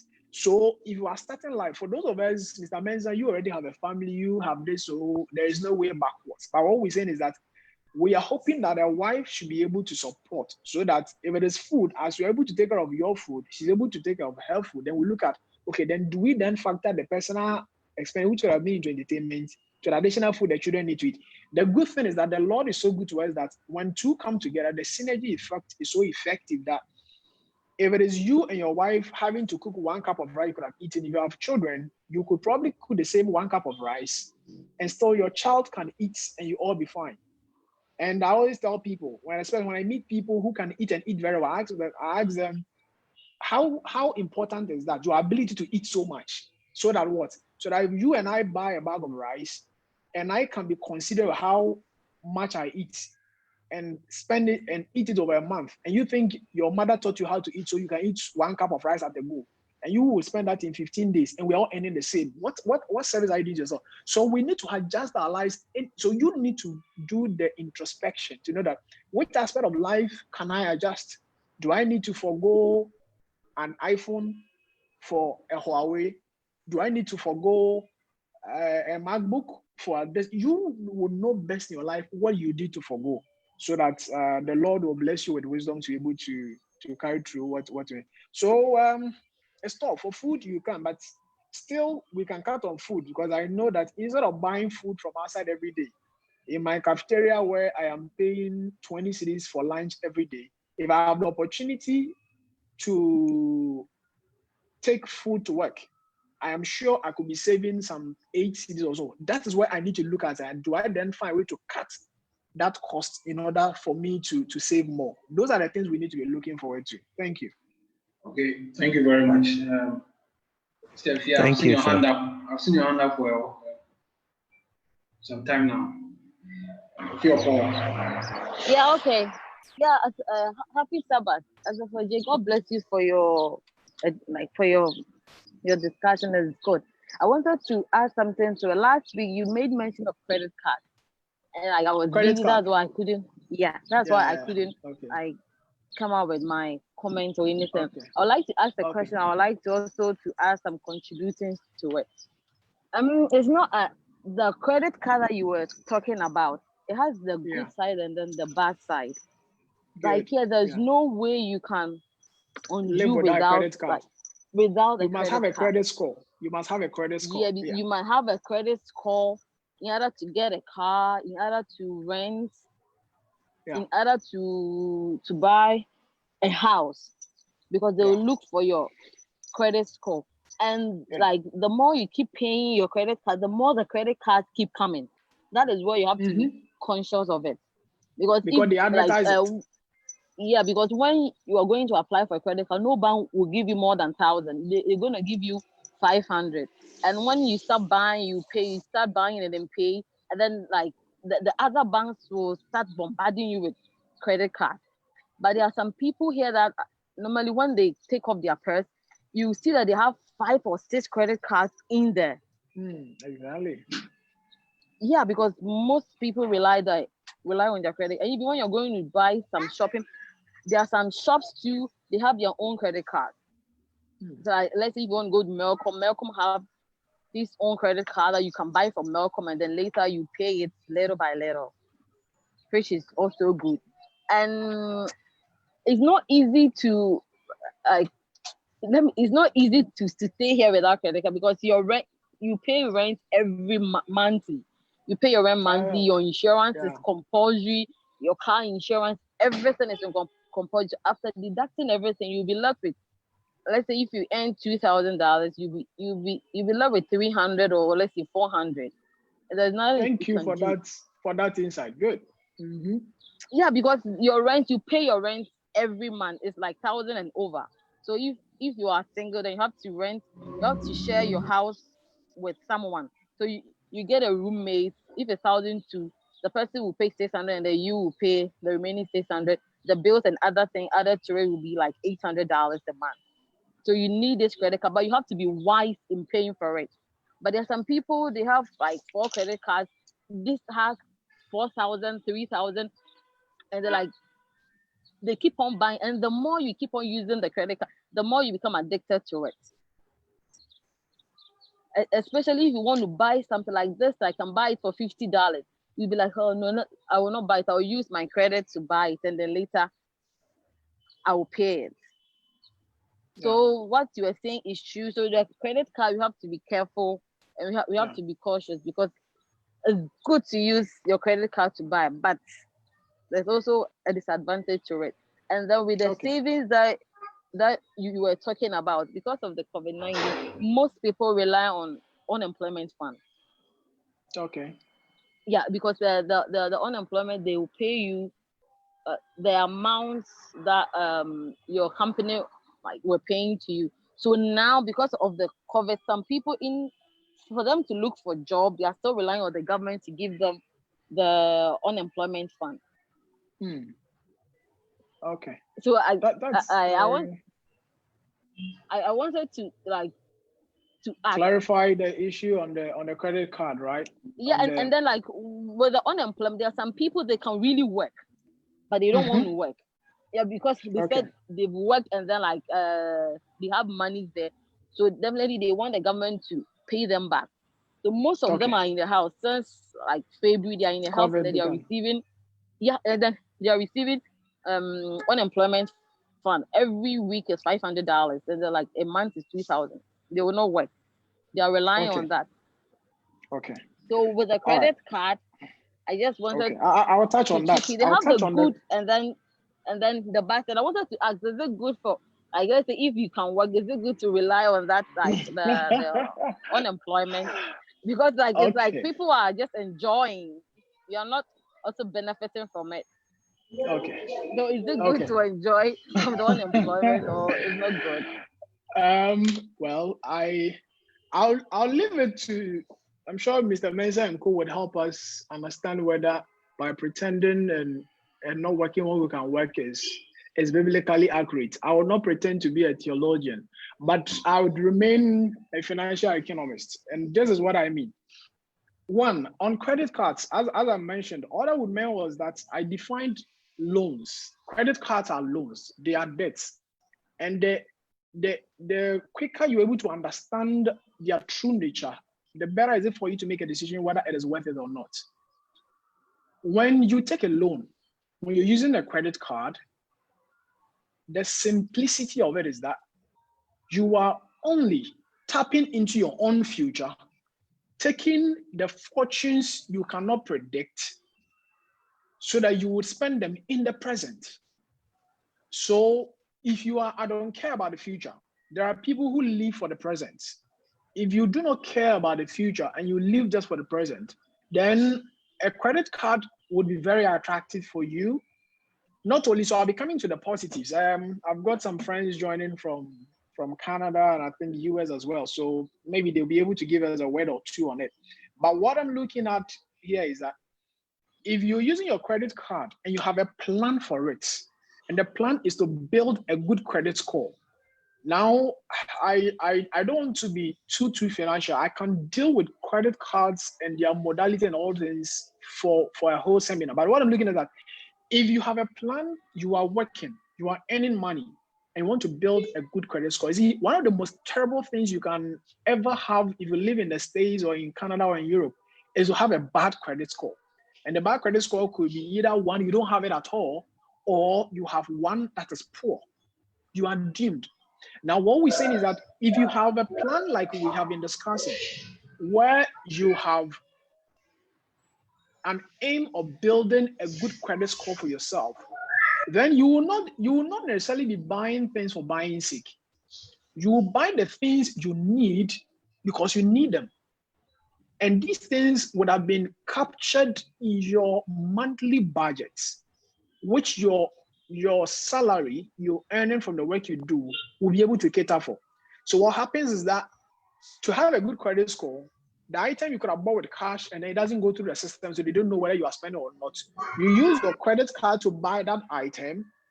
Then the next day, you deposit the cash that was in hand to pay for it. The next moment, you buy with the credit card, the cash you have been paid from your work, you use it to pay. And that is where you are building a good credit score. And therefore, it is not just the buying of the item on credit, which is fancy, but the fact that you have the capacity to pay in time. And therefore, it gives you the right credit score. So that if you need to buy a car, you walk to any car manufacturing company, they see that this person, whenever he takes, he pays. Therefore, he is trustworthy. That is the concept. But if you are spending spree, like we're talking, so the life in US and Ghana they don't differ too much. The only thing is that in Ghana, nobody will give you the money in advance. It is what you earn that you spend. So we say that be wise about what you are spending the money on. People walk into shops. As he was walking there, he never thought he would buy maybe an AirPod for his iPhone. But just because, though he doesn't have money and he has not been paid, the credit card will allow him to buy. He just buy it, not because he needs it, but because he just wants to have it. Because there's a system that allows him to have it. If you are that kind of person, buying that AirPod is not part of your budget. Therefore, you are living beyond your budget. It is the same concept we are talking about. So if buying an AirPod was part of your budget, you have been saving towards it. But instead of the money you have saved in your account, you using it to buy it outside the system and it cannot be recorded against you. Use the credit card to buy the AirPod. In 3 days, you have used the money you have already put there to pay for the AirPod, and it is adding to your credit score. That is the positive nature we want you to portray yourself, so that you are in control, so that I have an AirPod because I wanted it. I had the capacity to buy it and I have bought it. That is all we are establishing. So credit cards are good because for Europe and US and Canada, you can't live without them. They prepare you for future purchases. However, you must plan and prepare for everything you are buying with a credit card and within the right time. And when it comes to and when it comes to the work, people who are not working now and they are taking the government's subsidies as okay, they don't need to worry themselves to do whatsoever. They can enjoy it for all they want. I cannot really predict how the economic downturn and stuff would be. But one, if you are getting money from somewhere you have no control over, it means it can seize at any time. If it seizes, what happens to you?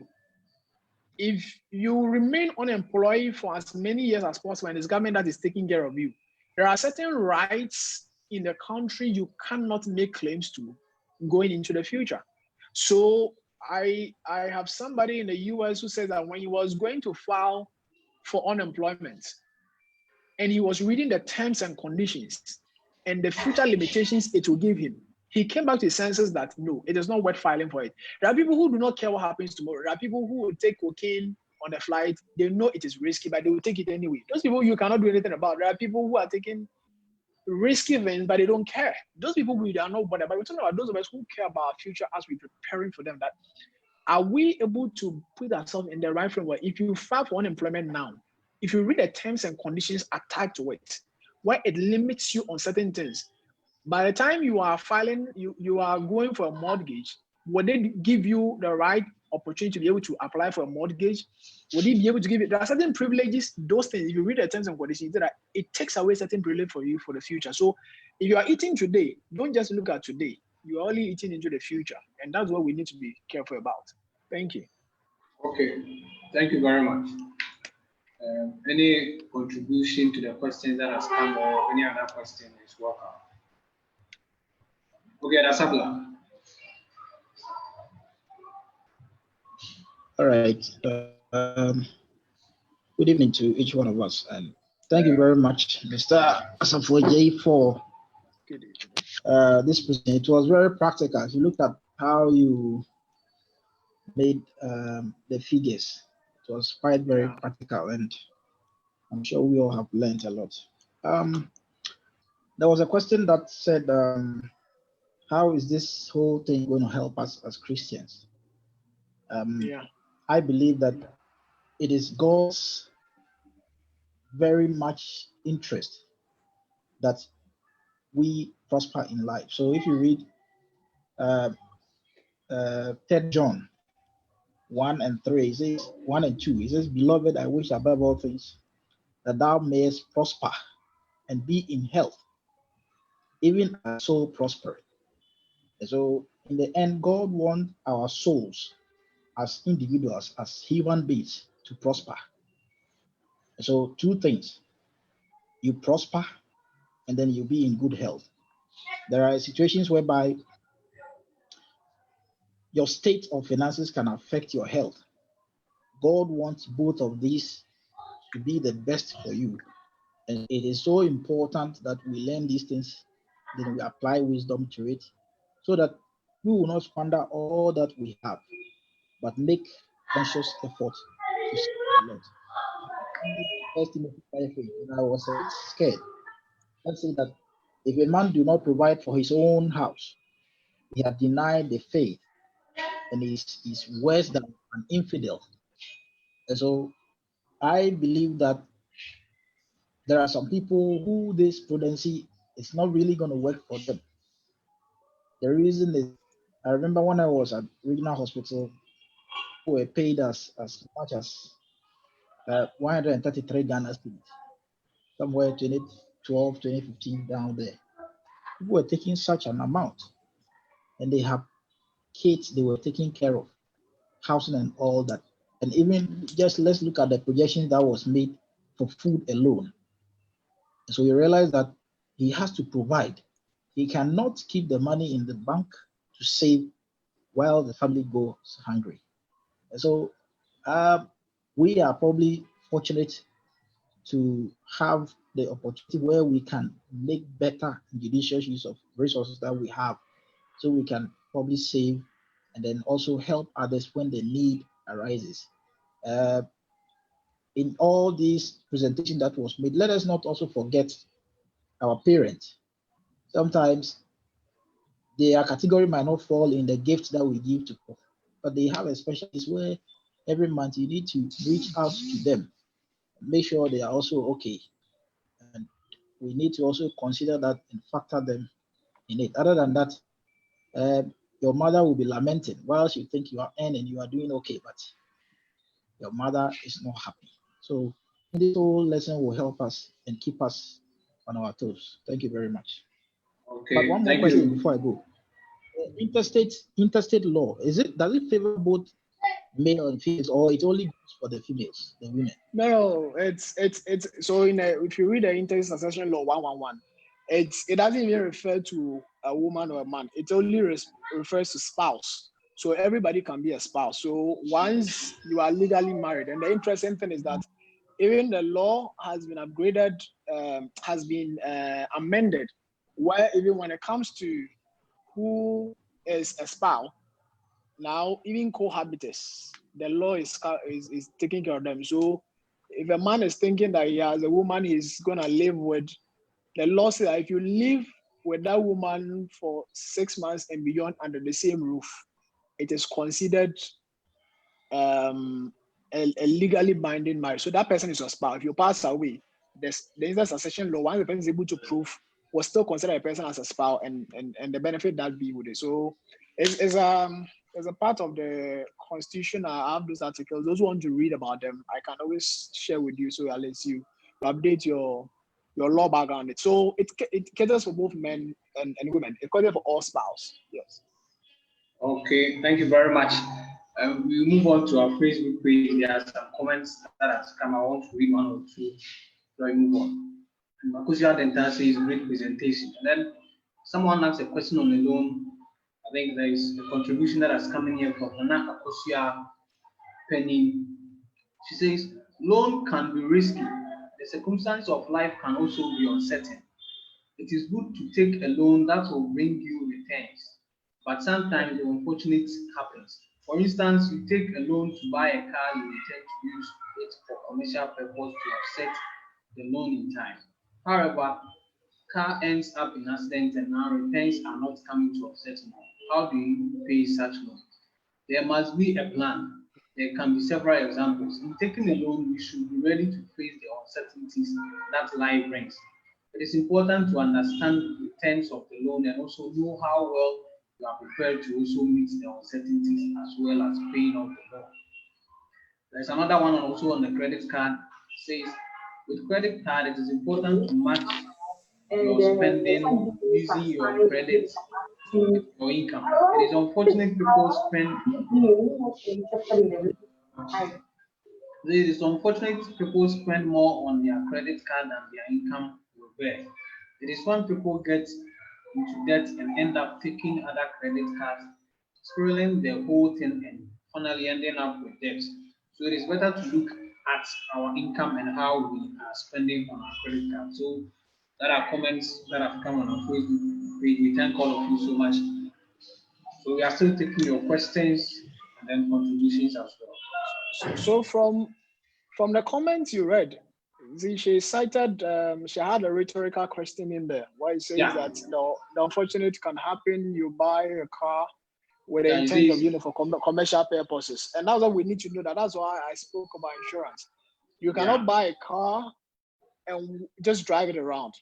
For me, if you buy a car for commercial purposes with a loan, it is a risk you are holding in an asset which is a liability in itself. Because once you say you're using the car for commercial purposes, it is positioning itself as an asset.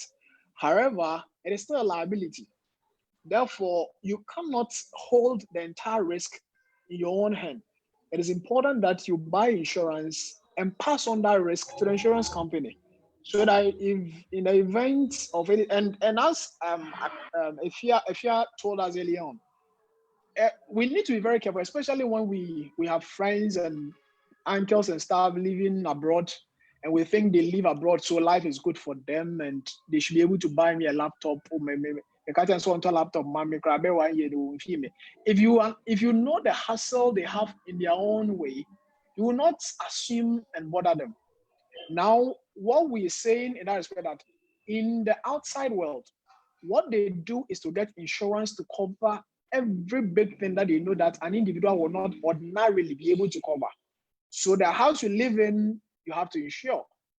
The car you live in, you have to insure. Your own life is compulsory, you need to insure that. There are so many things you need to do. And so when it comes to their actual earnings at the end of the month, maybe we'll get some insight from our friends in the US and Canada and UK who joined, so that we know that how much they really get in their hands as disposable income at the end of the month is very little. But at least everything around them is covered. Their health is covered, their house is covered, everything around them is covered, but the money in their hands to spend is little. That is why those who are not disciplined end up relying on the credit card. And what we're saying is that before you use that credit card, be sure that everything that was within your budget you were paying for, you will have the money for it. You use a credit card, you use the actual money to pay for it and build your credit score. Insurance is good for every risk you know you cannot carry on your own if the eventuality happens. So we need to take notes. Thank you. Okay, thank you very much. So our contributions and questions are welcome. Looks like today we've all understood it very well, considering the way the presentation went. So there have been a few questions, a few contributions. I have a question to Mr. Asafo-Adjei. Okay, Jennifer, you can speak. All right, sure. I was expecting you to really talk more on budgeting, because in the Ghanaian culture, we hardly do budgeting. And from the introduction of his topic, for the analysis he did, it looks like it's budgeting So can he highlight more on budgeting for us so I will know how to plan and execute our expenditure? Okay, good. So the table I built, which had the bar chart and pie chart, or just to explain better, it is a budget in its own. So a budget is simply being able to establish your income and the possible expenditures those incomes would meet in order to then come to a terms whether you have a surplus or a deficit. So what we picked, it's something, is an Excel I can share with those who will be interested. So you can put your own salary in. You can have the formulas and to tell you to put all the things. So that what we need to do is to identify all the things our monies go into. And that is the best way to build your own budget, because in as much as some of the things are fundamental, like housing, the rent, the utility, the food and all those things are things that almost everybody spend money on. We spend different proportions. So I could be living in a house that costs me 400 cedis today. Tomorrow I can choose to move in a house that costs me 600 cedis. It is my own decision as I look at my. So the best I can do as a presenter is to give you their positions and how you need to relate to each of them. So that, as I said, that if you are earning 2,000, if you look at all the other items that are in the possible budgets that you need to take, you may not be prudent if you choose to live in a house that costs you probably more than 200 cedis whatsoever. So what we are looking here is that the table we presented was a budget. So it's a budget that is looking at sources of income and all the possible avenues of expending those income. So it is up to us to then see and say, okay, he spoke about data, but I don't spend money on data. Maybe if I my friends, and I don't know whether Daniel, Shannon, all of that, if probably you're looking at expenditure living abroad, or as Afia joined us from the States and she's mentioning, the things that are required of her to pay for there may not be requirement for us in Ghana. So the budgets will build will only hover around how much do I earn in my mainstream income, in commissions and investments, and then in donations I get from people. If all those things come together, what are the other ways I get to spend those monies? So once you're able to put those in, you have a budget. And what we're saying is that if you have a table like I just displayed at the beginning, it then begins to tell you that July has begun. I have paid my rent. I'll be paying my utility.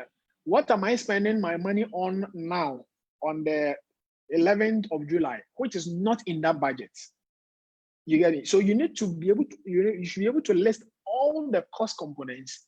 And within it, there is also something for unforeseen contingencies. So what we are looking at that, if you are spending on buying maybe a flower, then that flower you are buying must be part of a certain budget of it that, okay, I am putting beside 500 cedis for leisure, and buying a flower is part of leisure, so it is catered for. You just need to then is that I have an item called leisure. Within the leisure, it can be a flower, it can be a new phone, it can be anything. So it will be different for everybody, but you just need to know what your income is. People don't even know how much they earn, especially those who do their own businesses, those who sell their own items or so. They don't even know how much they earn. As and when the money is coming, they are spending it. Some of us who earn salaries, all we see that our account has been credited. Okay, I was credited 2,000. What next? We are not even looking at any other thing that comes. So when somebody gives in a gift, you think it's not an income. But I tell you today, a gift is an income. So whatever thing that comes to you, you need to be able to record as income. And then end of month, you must know that what things have I spent my money on. That is where you then be in shape of budget. I don't know whether there's a deeper. So if I have to take us through budgeting in detail, I can add it to another topic later, and then I'll take us through that. Okay, if I open an Excel sheet and I want a budget, where do I start from? And how do I do it? Then I can take us through. Otherwise, what I gave is the overview, the skeleton, of the inflows and outflows, as the accounting person will put it. Okay, thank you very much. It's quite unfortunate. Jennifer, who has a question, I think network challenges. She's no more. Oh, she has dropped. Okay. Yes, but I believe the answer herself. On the budgeting, we assure members that going forward, there will be a presentation on that so that can give a deeper understanding of that. So if there are any other contribution that is to add to what has come up, or any question can be up before we wrap up and then end the discussion. Okay. To add a little on the budgeting, I think budgeting, the best way to have it done is before you receive your income. Well, once the money is in your hand and you decide to budget, you budget for everything. So it's better you have a budget like we do in our organizations and then our churches. You see, beginning of the year, the finance will come and present our budget. Then you present something to them and they will tell you it's not in the budget. So remember, it's not as if that thing is not important, but it's a way of trying to ensure that we are financially disciplined so that we plan. Because if they leave it ajar, and with that, let's wait for Sabbath income to come so that we budget for what we spend. There will not be any progress, or there will not be any prudence for the organization. So as individuals, as we have been advised, let's budget, but we should do it even before. For instance, if I'm a monthly, if I'm a salary worker, I shouldn't wait to receive my salary before I budget for what I need. I should rather do it before the money comes, so that to guide me in my spending. That is the little I also have to add to that. Yeah, exactly. So being proactive is the sure way to go. So that's how we all need to take that. We need to be proactive in taking charge of our lives. That's the basic concept. Okay, so I think Asafo-Adjei, we can wrap up, and then once we are done, a few announcements will come. Then Berfi will give us our closing prayer. Yeah, so I'd like to thank you all for your time and attention. It's my expectation that we are all able to start taking some steps. The truth is that if you don't put these things in practice, putting pen to paper, that maybe after this presentation, you pick your laptop, you open Excel, and you begin to list that, what are my cost components? What things do I spend money on? If it is on Shobolo, if it is on yogurt, list them. You think you almost buy yogurt every other day, list it so that you know that yogurt you don't consider as food, but it is still a cost component, because every little thing that drains 1 cedi or 2 cedi from you is part of your expenditure. So let's take a wild guess. List all our expenditures to know how our money flow out of our hands. Because at least for how the money comes, we know, because we know it's a salary. It will always come on the 20. Is it 27th or whatever? Sometimes it comes 24th. So you feel that between 24th and 27th, your salary will be credited. But before that time, ask yourself, what are the other things that keep draining my money? If you're able to understand them, when I'm sitting there and you bring me you see, so sometimes when people come to you with an envelope or whatsoever, they anticipate that there should be some money that has nothing to do, that should be able to just get up and do something. But life doesn't work for some of us who have decided to plan. So if you are lucky an envelope or the appeal comes and I haven't expended on my gift and charity part, I'm able to part and I'm able to give according to what I honestly have. And these are the things, if we all begin to do that, what will happen is that if, let's say, we as Agape Church, the 10 of us on this call decide that we are all going to plan our lives and we have factored gift and charity towards the church and other things are factored in, every month there will be a certain committed money of maybe 20 or 50 cedis coming from the 10 of us. And if the church can get a consistent inflow of that nature, besides the normal tithe and offering we do, then the church can progress. So we should do the plan. add the church as a list of your items, add a needy person as a list of your items, list all of them, and then apportion them in little bits the way you can. And if you want to stick to them, at the beginning, people may complain, people may do. Stick to it, get on with it, and over time it will take shape, and you see that life will be far, far better than you are. I pray that God bless us to be able to look into the present, adjusting it for the future, and then we will be happy people in Jesus' name. Amen. Amen. Thank you very much, sir. I think this one I was going to say it earlier. I know what to do. On the will, I also want to advise us that we include our family members when doing our will. I mean our extended family members, so that it doesn't create any confusion. Last comment on Facebook from Akosia Denta. He says, "This is so insightful. I'm in London and I've learned a lot. Please do more of such studies." Thank you, Akosia, for joining us from London. We thank all of you for joining us across the globe. We are so grateful to you. And then we also assure you that you should be expecting more and more of these discussions every Sabbath afternoon. So there are some few announcements for us. Our Sabbath school quarterlies are in, so let's kindly contact the Sabbath school department led by Brother Samuel Kosiyeboa to get our copies. Then also during our first presentation, we spoke about the church plan to resume church, and then there are some items we itemized and then soliciting for funds to support. On the screen right now, you see very soon on the screen you will see that the items are being displayed. We are pleading with all members, whichever way that you can support us to acquire any of these items so that we can plan as a church to resume when the time is due for us. You can donate either in cash or in kind. If you want to donate in cash, there is a Momo number that you can. The Momo number is 0249 102 303. 0249 102 303. The account name is Paul Amia, who is the treasurer of the church.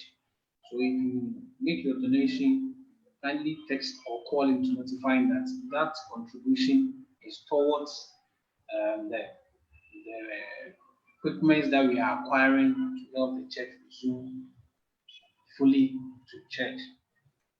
So we thank you all for joining us, especially our first timers.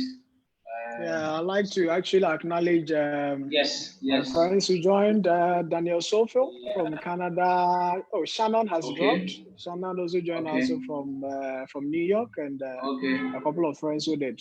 Thank you all so much for your time. We hope to get together again. And then we thank all our friends who joined us on Facebook. Yeah, and my colleague Jennifer. Yeah. And Jennifer is my work colleague. Thank you so much. Okay. Thank you all for joining us. We are reminding us once again that it's not only limited to Adventists, it's limited to every person living on this planet. You can all join anytime, any day, during the discussion. So we thank you all once again for joining us. We invite our elder Sabbath to give us a benediction. And then see you next week.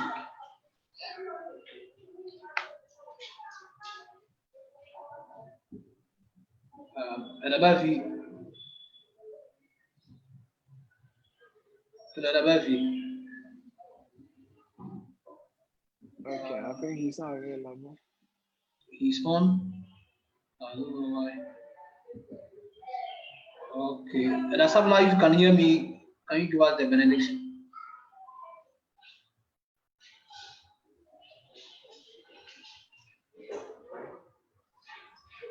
Okay, let's pray. Our Heavenly Father, we want to thank you so much for the privilege that we can study on how we can manage our finances very well. These are resources that one day we will account before you. So always you find a way of teaching us and bringing us close to wisdom on how we can manage our life and resources. We are so grateful. If any of us is struggling with our finances, we ask that you come into our finances, help us with it so that we can be able to establish better forms of planning for our lives. We pray those who have challenges, difficulties, job, those who need to be promoted so that their income increase. We pray that you bless them. We ask specifically that you increase each one of us and make us financially strong enough so that we can have peace to worship and to do what you ask us to do. We all are happy because we have you as our God. We thank you so much. For in Jesus' name we have prayed with thanksgiving. Amen. Amen. Thank you all for joining us. Thank you. Thank you. Yeah. Benji, God bless you so much. It was very insightful, Benji. Thank you. Thank you. When we needed you the most, you were nowhere to be found. I tell you, that's how the devil works. So.